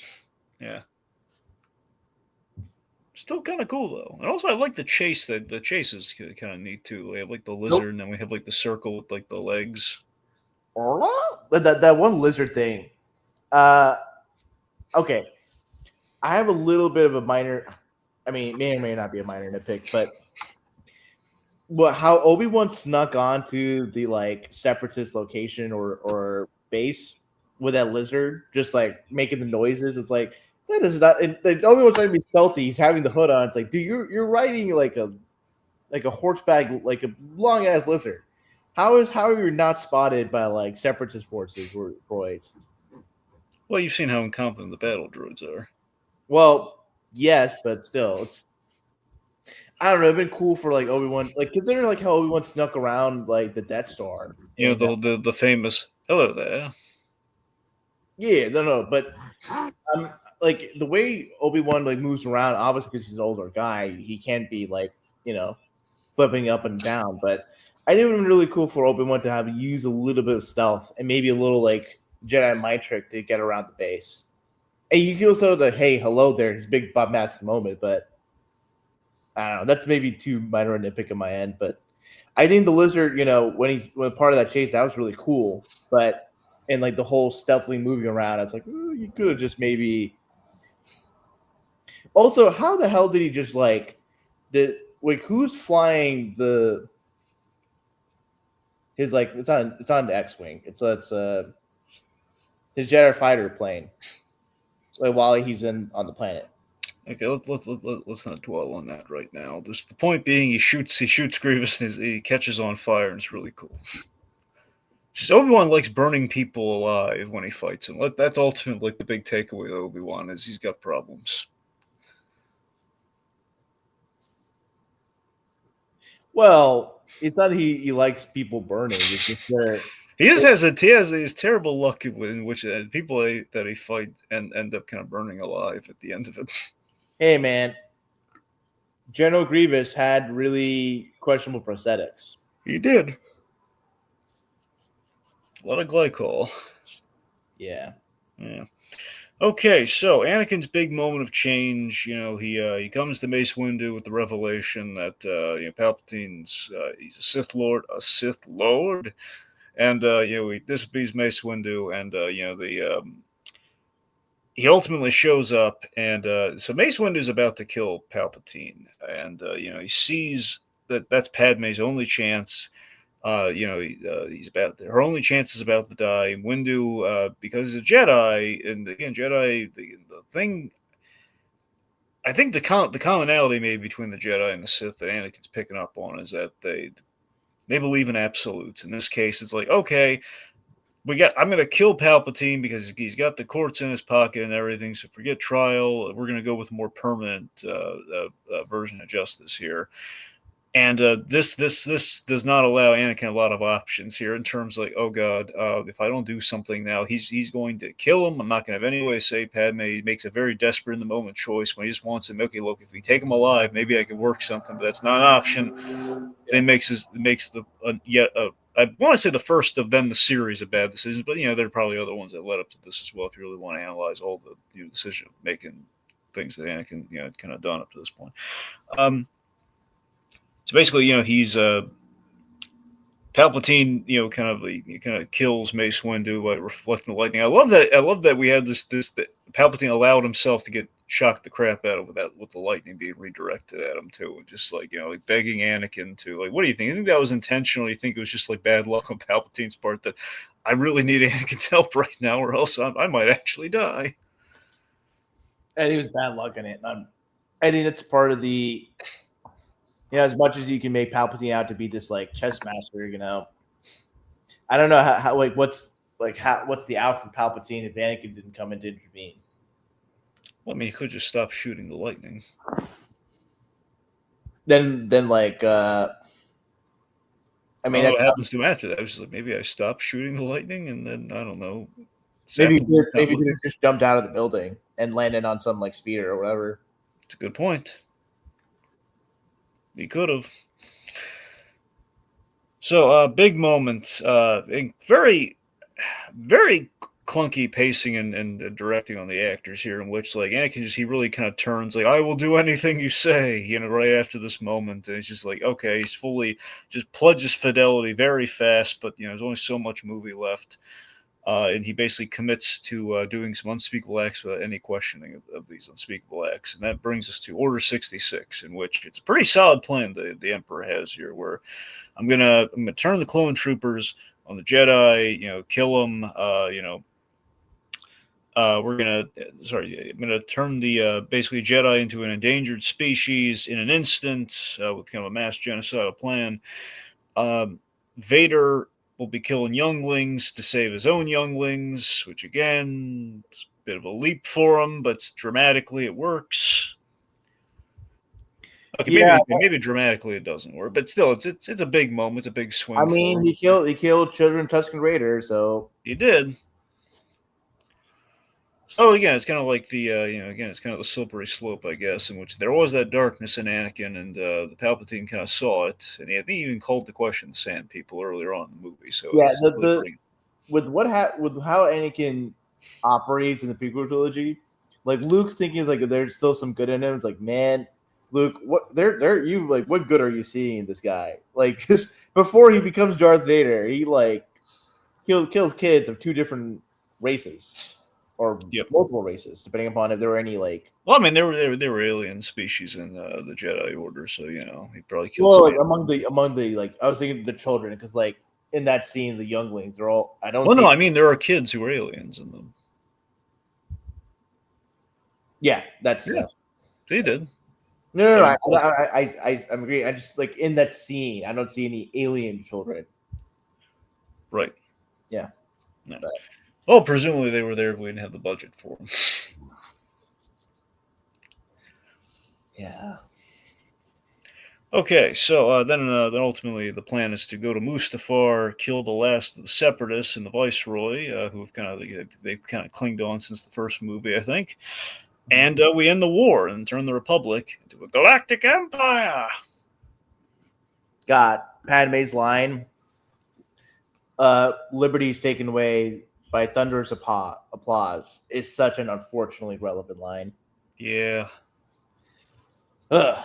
But Jimmy Smits is cool as Bail Organa, and I kind of wish he got to play Bail Organa in Andor season 2, but And yet he's coming back for a cameo in the new Dexter show. Where's the justice, I ask you? he might have signed on to that before Andor season 2. I'll say a cameo though, still, I don't know. Maybe. I mean, I don't know what. I mean, I feel like Jimmy Smith might be busy with other projects. Really? Jimmy Smits, yeah. What other projects does he really do these days? He makes Jimmy Smith sounds like he's not a working actor, man. I gotta be honest. I'm questioning if he is. I don't know what he's been doing since Dexter. Frankly, Let's see. I assume he's been doing something. I don't know. Frankly, I don't hear Well, Jimmy Smits in the news a lot. He was in Obi-Wan as Bail Organa. That's what I'm saying. Like, there's no reason again he can pop up there. Let's see. Yeah, he was Bail Organa in Rogue One, and then he was in 3 movies. He hasn't been in a movie since 2021. In terms of TV, that's probably would be helpful. Okay. He was on a main role of a TV show in 2019 that lasted 10 episodes. Mm-hmm. And then from 2022 to 2023, he was the main role of a TV show called East New York, a police procedural on CBS. Okay. And 21 episodes. How many episodes? 21 episodes. Okay, so probably one season. Yeah, it was canceled after 1 season. That's what I'm saying. Like, come on. That's not. I don't. Well, look, you're right though. He is great when he shows up in the Star Wars projects that we've seen him in post. Mhm. Revenge of the Sith. I mean, Revenge of the Sith onward. It's great to see plays very underrated. Non-biological father. Yeah, he's 69 years old, which is not to say that he's too quote unquote too old to go about things, but yeah, maybe there's some health issues. Not to say it is, but we never know what goes on in actors' lives. Okay, regardless, it's nice to see him show up in in kind of the American Graffiti homage of kind of a land speeder. Well, I guess it's the flying car. Oh, in regard to that scene, that Jedi did not have to intervene because that Jedi just unnecessarily got himself killed. Well, I don't think they know the rules on the whole, or it's like just happens, like day 1 of Order 66, I think. So I don't think he really knows. Like, he thinks the public might be in danger there, but in reality, no, only the Jedi are in danger. No. But like the clone troopers let him leave, and then as he's about to leave, the Jedi comes in. Yeah, but like the Jedi didn't need to come in. I feel like he was observed. Like, I don't know how far he was. Or he's kind of just bum rushing it, but it's like. Well, he definitely wasn't. I hope he wasn't a master. And he looked like a older Padawan or maybe really young Jedi Knight. Exactly. So he's probably probably not the brightest of the Kyber crystals in that one. Fun fact, according to Little Blue, that Jedi was played by George Lucas' son, Jet Lucas. Well, that would explain it. So, dang. What is that supposed to be, Dragon? Well, I'm trying to recall if there was a commentary track once with Lucas's kids. I can't remember. I think it was Jet Lucas and I can't remember all Lucas's kids, but it was on the Robot Chicken commentary, and let's just say, Jet Lucas didn't seem like much. I don't know. I'm just saying that it's always the producer's kid syndrome in the movies with the extras. It does happen a lot, and I'm saying it's probably like, okay, we just threw him in there and we just gave him unceremoniously. I'm saying the fact that this guy, like, he inserted himself to get killed is like, okay, we really gave him a He really gave him like a moment there to shine, only to get killed just because he was like, "Hey, look at me get killed." I think it would have been really cool In the big Organa scene. It would have been really cool in that moment if like Bail Organa comes in and a Jedi is fighting clone troopers and like the senator wants to help him out. It's like no, like you have to go, and then the other clone troopers come in and like the Jedi's blocking lightsabers, and that's where Bail Organa's in a rush to like leave. That would have been a better done version of that scene, but sure. Okay, so the heartbreak on Obi-Wan Kenobi when he's coming to grips after he watches like the hologram of Anakin killing all the younglings off screen, and uses ultimately Obi-Wan does kind of a really it's I mean it's a necessary move, but it's really, oh boy, it's brutal. He uses Padme knowing that she's going to lead him to Anakin. Basically he tells Padme this, tracks her down so he can find Anakin and take him out potentially. mm-hmm. So here's a fight that's always underrated in the prequel trilogy: Yoda versus Palpatine. I always felt it always gets overshadowed by Yoda versus Dooku because it was the first time we did that, and we're pulling out a lot of stops because it was like the first time. I wish one of those fights happened and not both of them. I kind of wish there was more Yoda versus Palpatine. Because that you have your two strongest characters in Star Wars going up against each other, two of essentially the master, the Emperor and the Master, Well, because in my mind, it's like Yoda, he's so powerful, he doesn't have to fight, and so when he has to fight Palpatine, like that's when things have fallen apart. And yeah, if only we could have combined the two fights in a sense,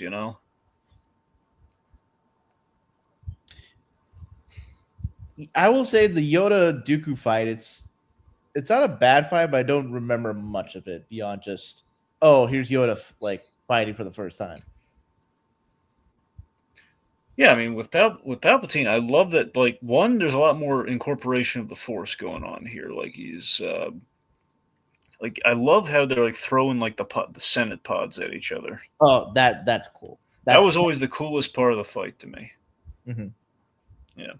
And also like that, like Yoda loses essentially. Yeah, that's the other thing too. I mean, Yoda exiles himself to Dagobah, and we kind of have a good explanation as to why. Like, he had a big opportunity, and he feels he kind of let him down, so a little bit of pride there, and he's going to run from that.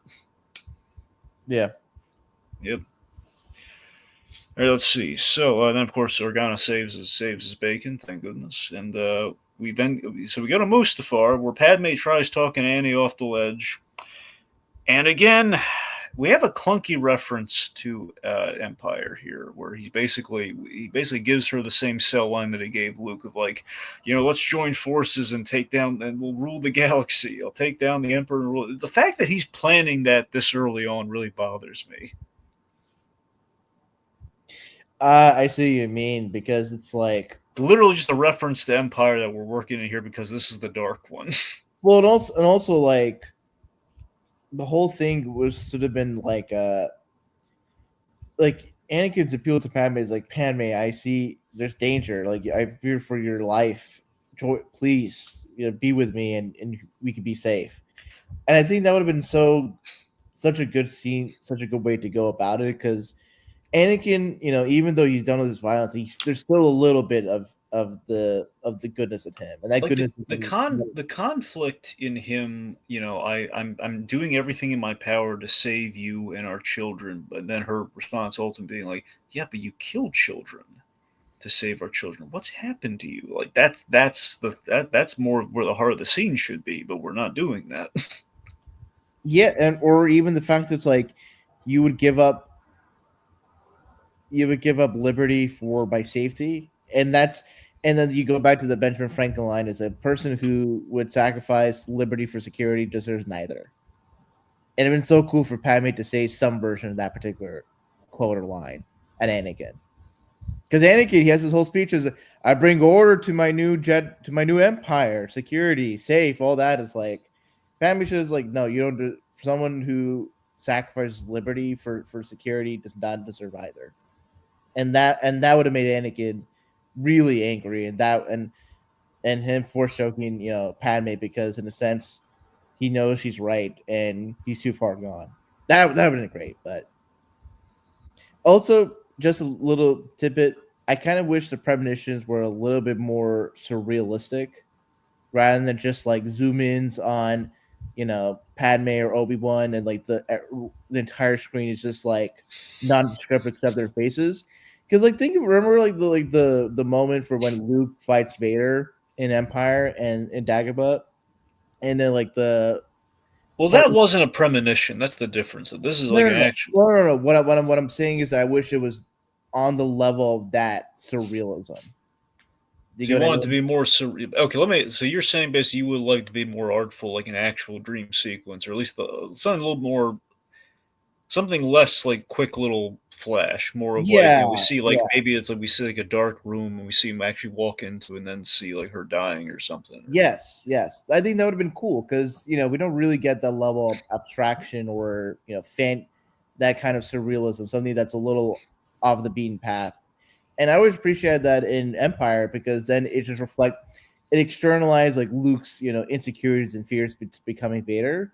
And I Yeah. think it would have been great for him to see that. Maybe we could have saw Shmi, like basically Anakin's in a heightened state of anxiety and security, and having moments where like he's away from his reality and in these like fantasy sequences that reinforce all his negative like nightmare sequences essentially.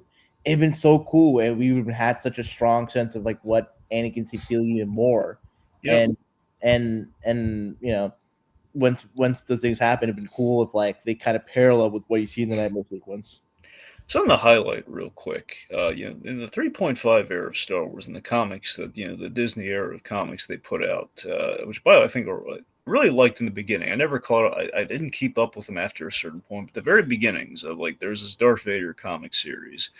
I think Charles Soule did the original run. He did.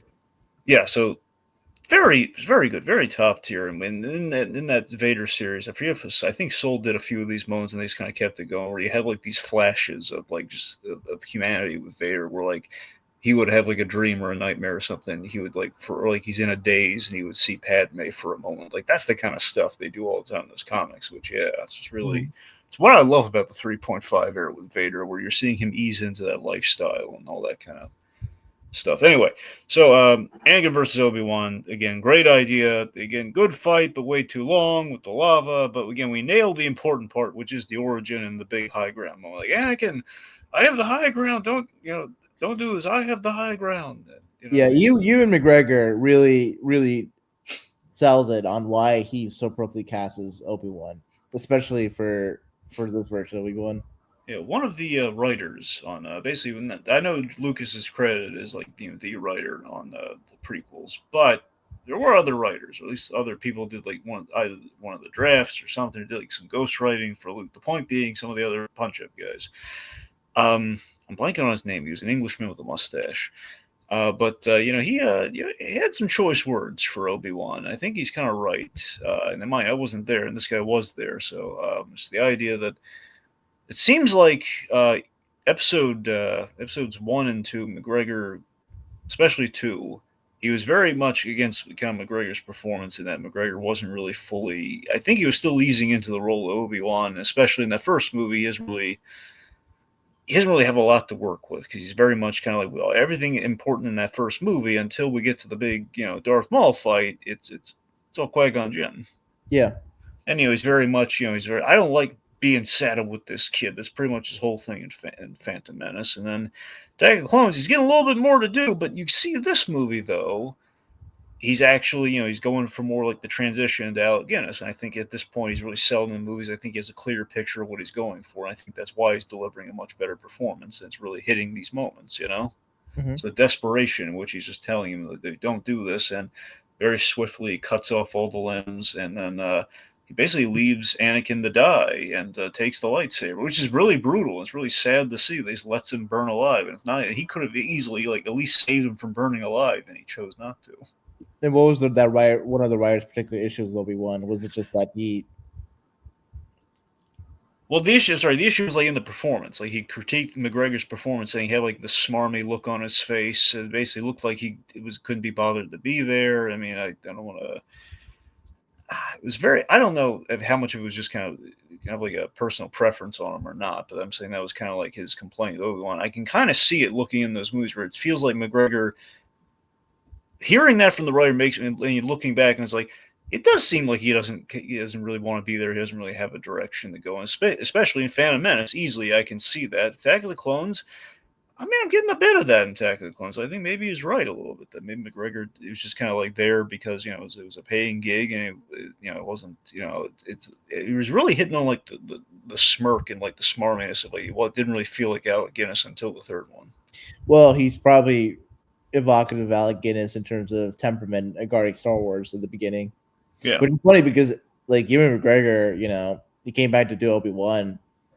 Well, yeah, I think over time, like he settled into it, and then he absolutely like he in fitting that role. I think he had a lot more reverence for it. So I don't know. Yeah, I mean, it also helped that like for Obi-Wan, he was like an EP and had like a hand in how the story turned out the way it was, and maybe that's part of the issues with how the story turned out. But I think it also helped for Ewan McGregor,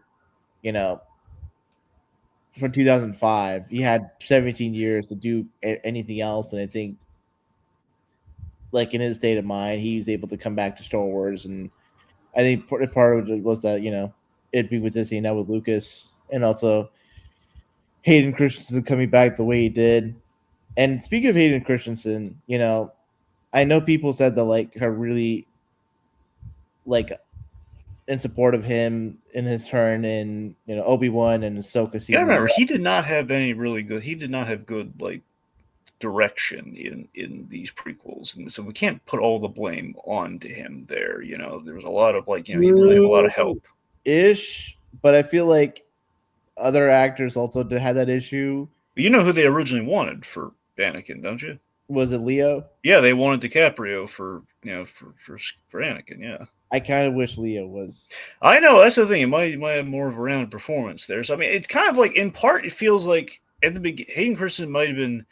He was probably miscast in the role, but any hope he had of improving in his original tenure was not helped by Lucas being very kind of wasn't an actor's director. Was a great visual. Well, he was a great kind of conceptualist, but So I'm saying it didn't help. But over the years, when he's come back to the role, though, and again, I think with the added help of maybe referring to the Clone Wars and everything, I think he has improved when he's shown up since. Wouldn't you say? I think it helps that the writing is on a level where he can act a little bit more naturalistic. But the thing is, it's like Hayden Christensen. If you look at his filmography, like what is there? Like his big thing before angsty teens. He played a lot of angsty teens. I mean, he did that one movie, Shattered Glass, and that was a really interesting performance. But it's like, I think if there's been one person that's been harmed or negatively impacted, besides that, like the one little kid who played young Annie. You mean Jake Lloyd? Yeah, besides Jake Lloyd and Ahmed Best. Ahmed Best for now you've heard Ahmed Best's story. He actually told it recently too. Yeah, no, he really had it rough with Jar Jar. Yeah, seriously, folks, watch Light and Magic season 2. Ahmed Best actually gets into the big story. I think Hayden Christensen really got negatively impacted by the prequel trilogy, and it just doesn't feel like he's been in a position to really prove himself as an actor or even improve as an actor that much. I think what also didn't help is that he probably didn't have as much acting experience before the prequels.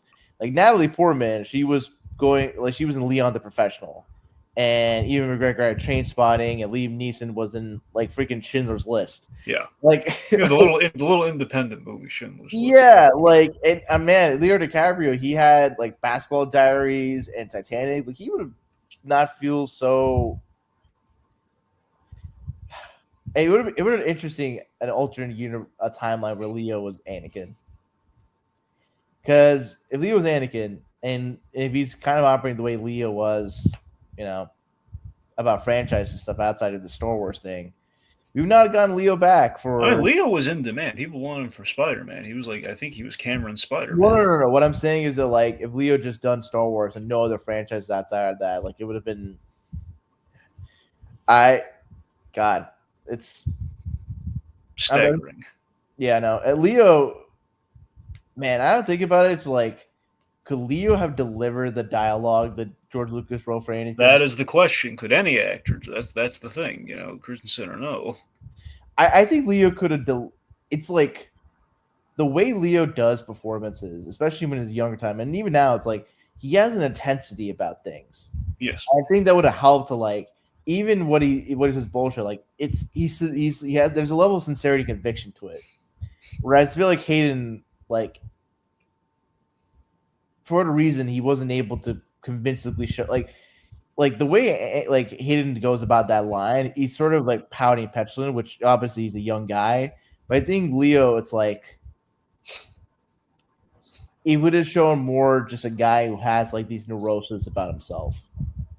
I don't know, maybe because I just think of Leo, because even though Leo was like relatively, he turns what 30 in 2004, so he's like a relatively young guy, but it just feels like he was a much older person in demeanor or more, established. But that's neither here nor there. I think Hayden Christensen, God bless him for what he had to go through in the prequel trilogy, and I think also like really the actor that has the best, like the actual live action actor that's able to have the most to do in these movies and come away with it like relatively unscathed in his performance or career, like Ian McDiarmid, like kills it. He was pitch perfect in this movie. Yeah, I just feel like I wish Anakin was a little bit more like, yo, dude, why are you so like evil sounding or evil lives? But I mean, Ian McDiarmid, like I really think it's like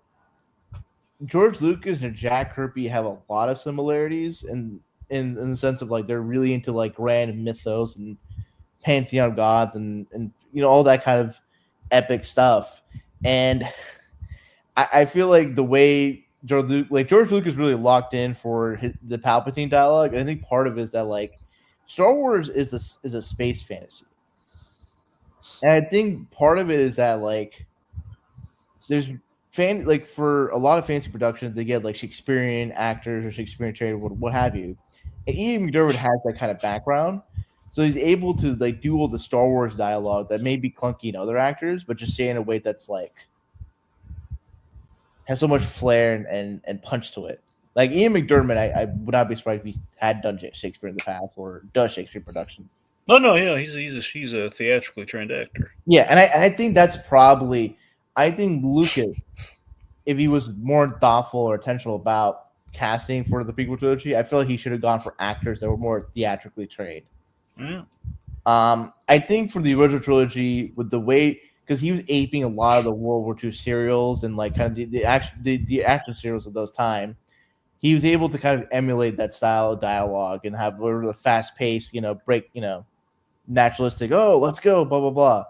But for the prequel trilogy, which is more operatic in nature, I feel like Lucas could have been much more disciplined or focused on what kind of actors he needed for those roles. But again, neither here nor there. All right. So I love the parallel between the death of Padme in childbirth to the birth of Vader. Mm-hmm. I love that, in which we're piecing together Vader. It's the big moment we're putting the mask on for the first time. So I love how that sequence is directed.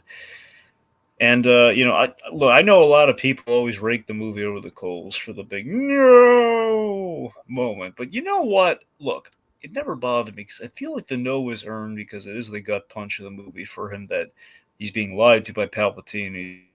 He's being told that she's dead, and that basically the blame is being put to him. Which, I mean, he force choked her, he induced the labor. He did essentially kill her, but still, it's like Palpatine. Obviously, he's not being told that the children survived. He's not none of that. At least not yet. It would have been cool if when Anakin heard that, if like the subversive scene or moment would have been that, like, as Vader, he like gets to his knees and instead of yelling out a no, he just has like a soft no. Like he's so defeated. Like he had like the energy, like Anakin, he had this energy, anger, this power to his rage. But now, the powerful thing of Vader is like he's this guy who's calm, collected, and stoic. And in his first moment as Vader, he is just defeated. and that would have been so powerful. And I think here's my critique. As much as I love the score and the music in the prequel trilogy, especially in Revenge of the Sith, I feel like certain scenes are just a little too overpowered by the music. Yeah, probably. I think that scene it would have been so powerful. It just no score, and Vader just gets on his knees or just stands there silently and just says no. And that just let that moment linger in that kind of, because again, like with what the movie described, it's just very like over the top soap opera kind of a deal. Obviously, the Anakin would potentially respond that way, but just the execution, like you said, is a little much. Yeah. I mean, look, I'd give it a pass because again, everything else sold me up to that moment, and I mean, he should have some reaction. It should be a no, but you're right. There's subtle ways we could have done it, but I don't know. Also, if we do like positional weakness after he just became, had this big dramatic, it's like I like the bigger takeaway I have is that the way in which he's strapped to the table and he has like the Frankenstein moment where he breaks through the chains to strike the pose for the no. I mean, I think that helps. Mm-hmm. Do not want. I don't know what the heck he's talking about. Anyway. Yeah. The closing minutes of this movie, it's interesting that Bail Organa just being like, oh, like I'm just hanging out with refers to him from this bootleg. Okay. Oh. The Obi-Wan and Yoda were very lucky that Bail Organa just was hanging around or is like buddies with them and just like, all right, I'll just adopt one of these kids. Yep. Man, Bail Organa as a girl dad, and it's like, my wife always wanted a baby girl. It's like, man, imagine an alternate timeline where Luke was part of the royal family and Leia was with Uncle Owen and Aunt B. Be very different turns of events. Mm-hmm. I'd like Luke in like a space version of Lord Fauntleroy outfit. Who knows? Oh, I think it's just personality wise. It's like I think Luke would have definitely been like a very snotty prince. It would have been very funny for Leia to kind of be. I think Leia would have been herself personality wise, but I think she would have had a lot more like toughness to her just to be on a desert planet. Yep. Hey, they follow in the paths of their parents. More sand than a sultan. Yeah, man. I even think that Leia becomes her mother and Luke becomes his father. Yep. Yeah. So also, we wiped the droid's memory, which is always like again we kind of had to do it, otherwise it would have been. See, that's kind of where I wish the droids weren't there because that just seems like why were their memories wiped? Like we know the out universe version, but like in the universe, like why do their memories need to be wiped? It was always, I always thought it was interesting where, we did give like 3PO the layer, and I think occasionally like the expanded universe comics, maybe they dipped into this now and again, but the idea that, Vader built C-3PO, and of course, no real reason why he should have built C-3PO, but it's the fact that it happened. It's the fact that you have like these moments of like just these little subtle moments, like kind of cross nexus, where like I forget if it was the Disney comic or not, but essentially there's like a moment where Vader recognizes the broken pieces of 3PO, which now you can factor in like that's why he allows them to keep let the Wookiee keep the robot pieces. Yeah, it just feels like the prequel trilogy, like Lucas wanted to have some level of toys.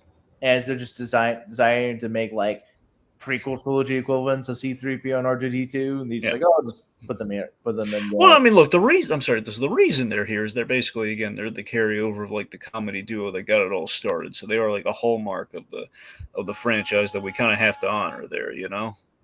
I get that. It just feels like. The problem is R2 has a far more practical use in the stories where, so Anakin, in theory, plus the R2 doesn't talk, so we could probably, even if we didn't, you don't have to, technically you don't have to mind wipe R2-D2. Well, like, at least in the original trilogy, it's like, you come away with thinking that, like, C-3PO and R2-D2 are, like, they're part of Princess Leia's like quote unquote entourage, or maybe just be like in the background of the Rebel Alliance. The thing is, in the prequel trilogy, it's like they could have just had them be part of the Jedi Order. You know, like maybe droids are used in some way for like diplomatic missions or to do labor or something like that. Or even if they were part of like Padme's like entourage or like part of the Naboo delegation, so anything like that. But Little Blue makes a good point here, and it's fitting as C-3PO gets the last line of Episode 3, and then Episode 4, gets the first line. Yeah, that's pretty cool. Mm-hmm. Yeah, I mean, again, kudos to Anthony Daniels though. He's always voiced that character. No matter what, he loves playing that guy. And again, you got to remember there was a lot of disappointments for Anthony Daniels in the prequel trilogy, in that has a very reduced role, and plus he wasn't able to play the character as he had previously until Episode 3, where think about it, he's a puppet. He's literally kind of like a bare bones kind of puppet in the first movie. He's just doing the voice off camera, so he's kind of there, but he's not not wearing anything. Mm-hmm. Then he's fully CG in Attack of the Clones, and then we finally put him in the gold armor again. Yeah. So yeah, we the Death Star is in its beginnings of construction, and we have the Tatooine binary sunset. Yeah, that was a good closing shot. Gives some level of hope. A new hope. Yeah. Yeah. Not at least not for 20 years. Well, yeah. Yeah, it always feels weird to me that Mark Hamill, like he's playing a character that's supposed to be in his early to mid-20s. He always kind of felt a little bit older, but also a little younger. Well, I think he's 19 when they made that movie, so. That's right. I think part of it's just like he and Carrie Fisher are like 9. I think like he's 19, she's 20, and Harrison Ford was like either 29 or 30 when they made that movie. No, because like Episode 4 comes out in 1977, so he's actually 26. Wait. So Mark Hamill's 26? Yeah, when A New Hope comes out. Well, when it comes out, so I guess he's. You sure about that? Yeah, Mark Hamill's born in 1951. All right. I guess he kind of rounded down when he did that interview, but okay. Well, I think he was more. I think he's probably making the point that like even though he's 26, he could pass. I think probably at that time he would pass. It's only 6 years. It's fine, so it's not really a big deal. Well, I mean, like he looks like a younger guy. Yeah. In the 70s, I feel like nowadays he probably wouldn't pass for a younger person. Well, yeah, that's like the whole like post Spider-Man principle of like, okay, well, Spider-Man were really pushing the limit of like all the high schoolers for. Well, it's more just the fact that like people back then, like there's the joke about like 30-year-olds in the 70s versus 30-year-olds now. They look like night and day, and part of it is back then like people didn't have like good diets, and the environment was just a bad state, so people just aged prematurely than they do now. Yep. All right. Well, I think we've reached the end. So let's thank the folks for tuning in here. Let me see a Little Blue. Okay, this is kind of funny here. It says, you guys ever see that blooper in Revenge of the Sith where Anthony Daniels in C-3PO suit falls over? It's quite funny. Oh, I need to see that. I mean, that did happen to him often when he was in the suit in the original movie, so it would stand to reason that probably happens occasionally, every time he puts on that suit. Yeah, Mary probably hadn't put on that suit in many years, like full on, so it's probably like an old time's sake kind of a thing where, back to full. Mm-hmm. All right, so we want to thank, we're going to thank Little Blue, got Jacob in the comments, Smurfy's Law, who kind of tuned in a little bit there later. Let's see. We had hold on. Sonia Pantoja. So that's it. So I guess just kind of closing things out. So again, look, not a perfect film, but Revenge of the Sith though holds a special place in the prequels for us. The really big thing happens where we had the origin of Darth Vader, and flawed as it may be, it was quite monolithic, and it's.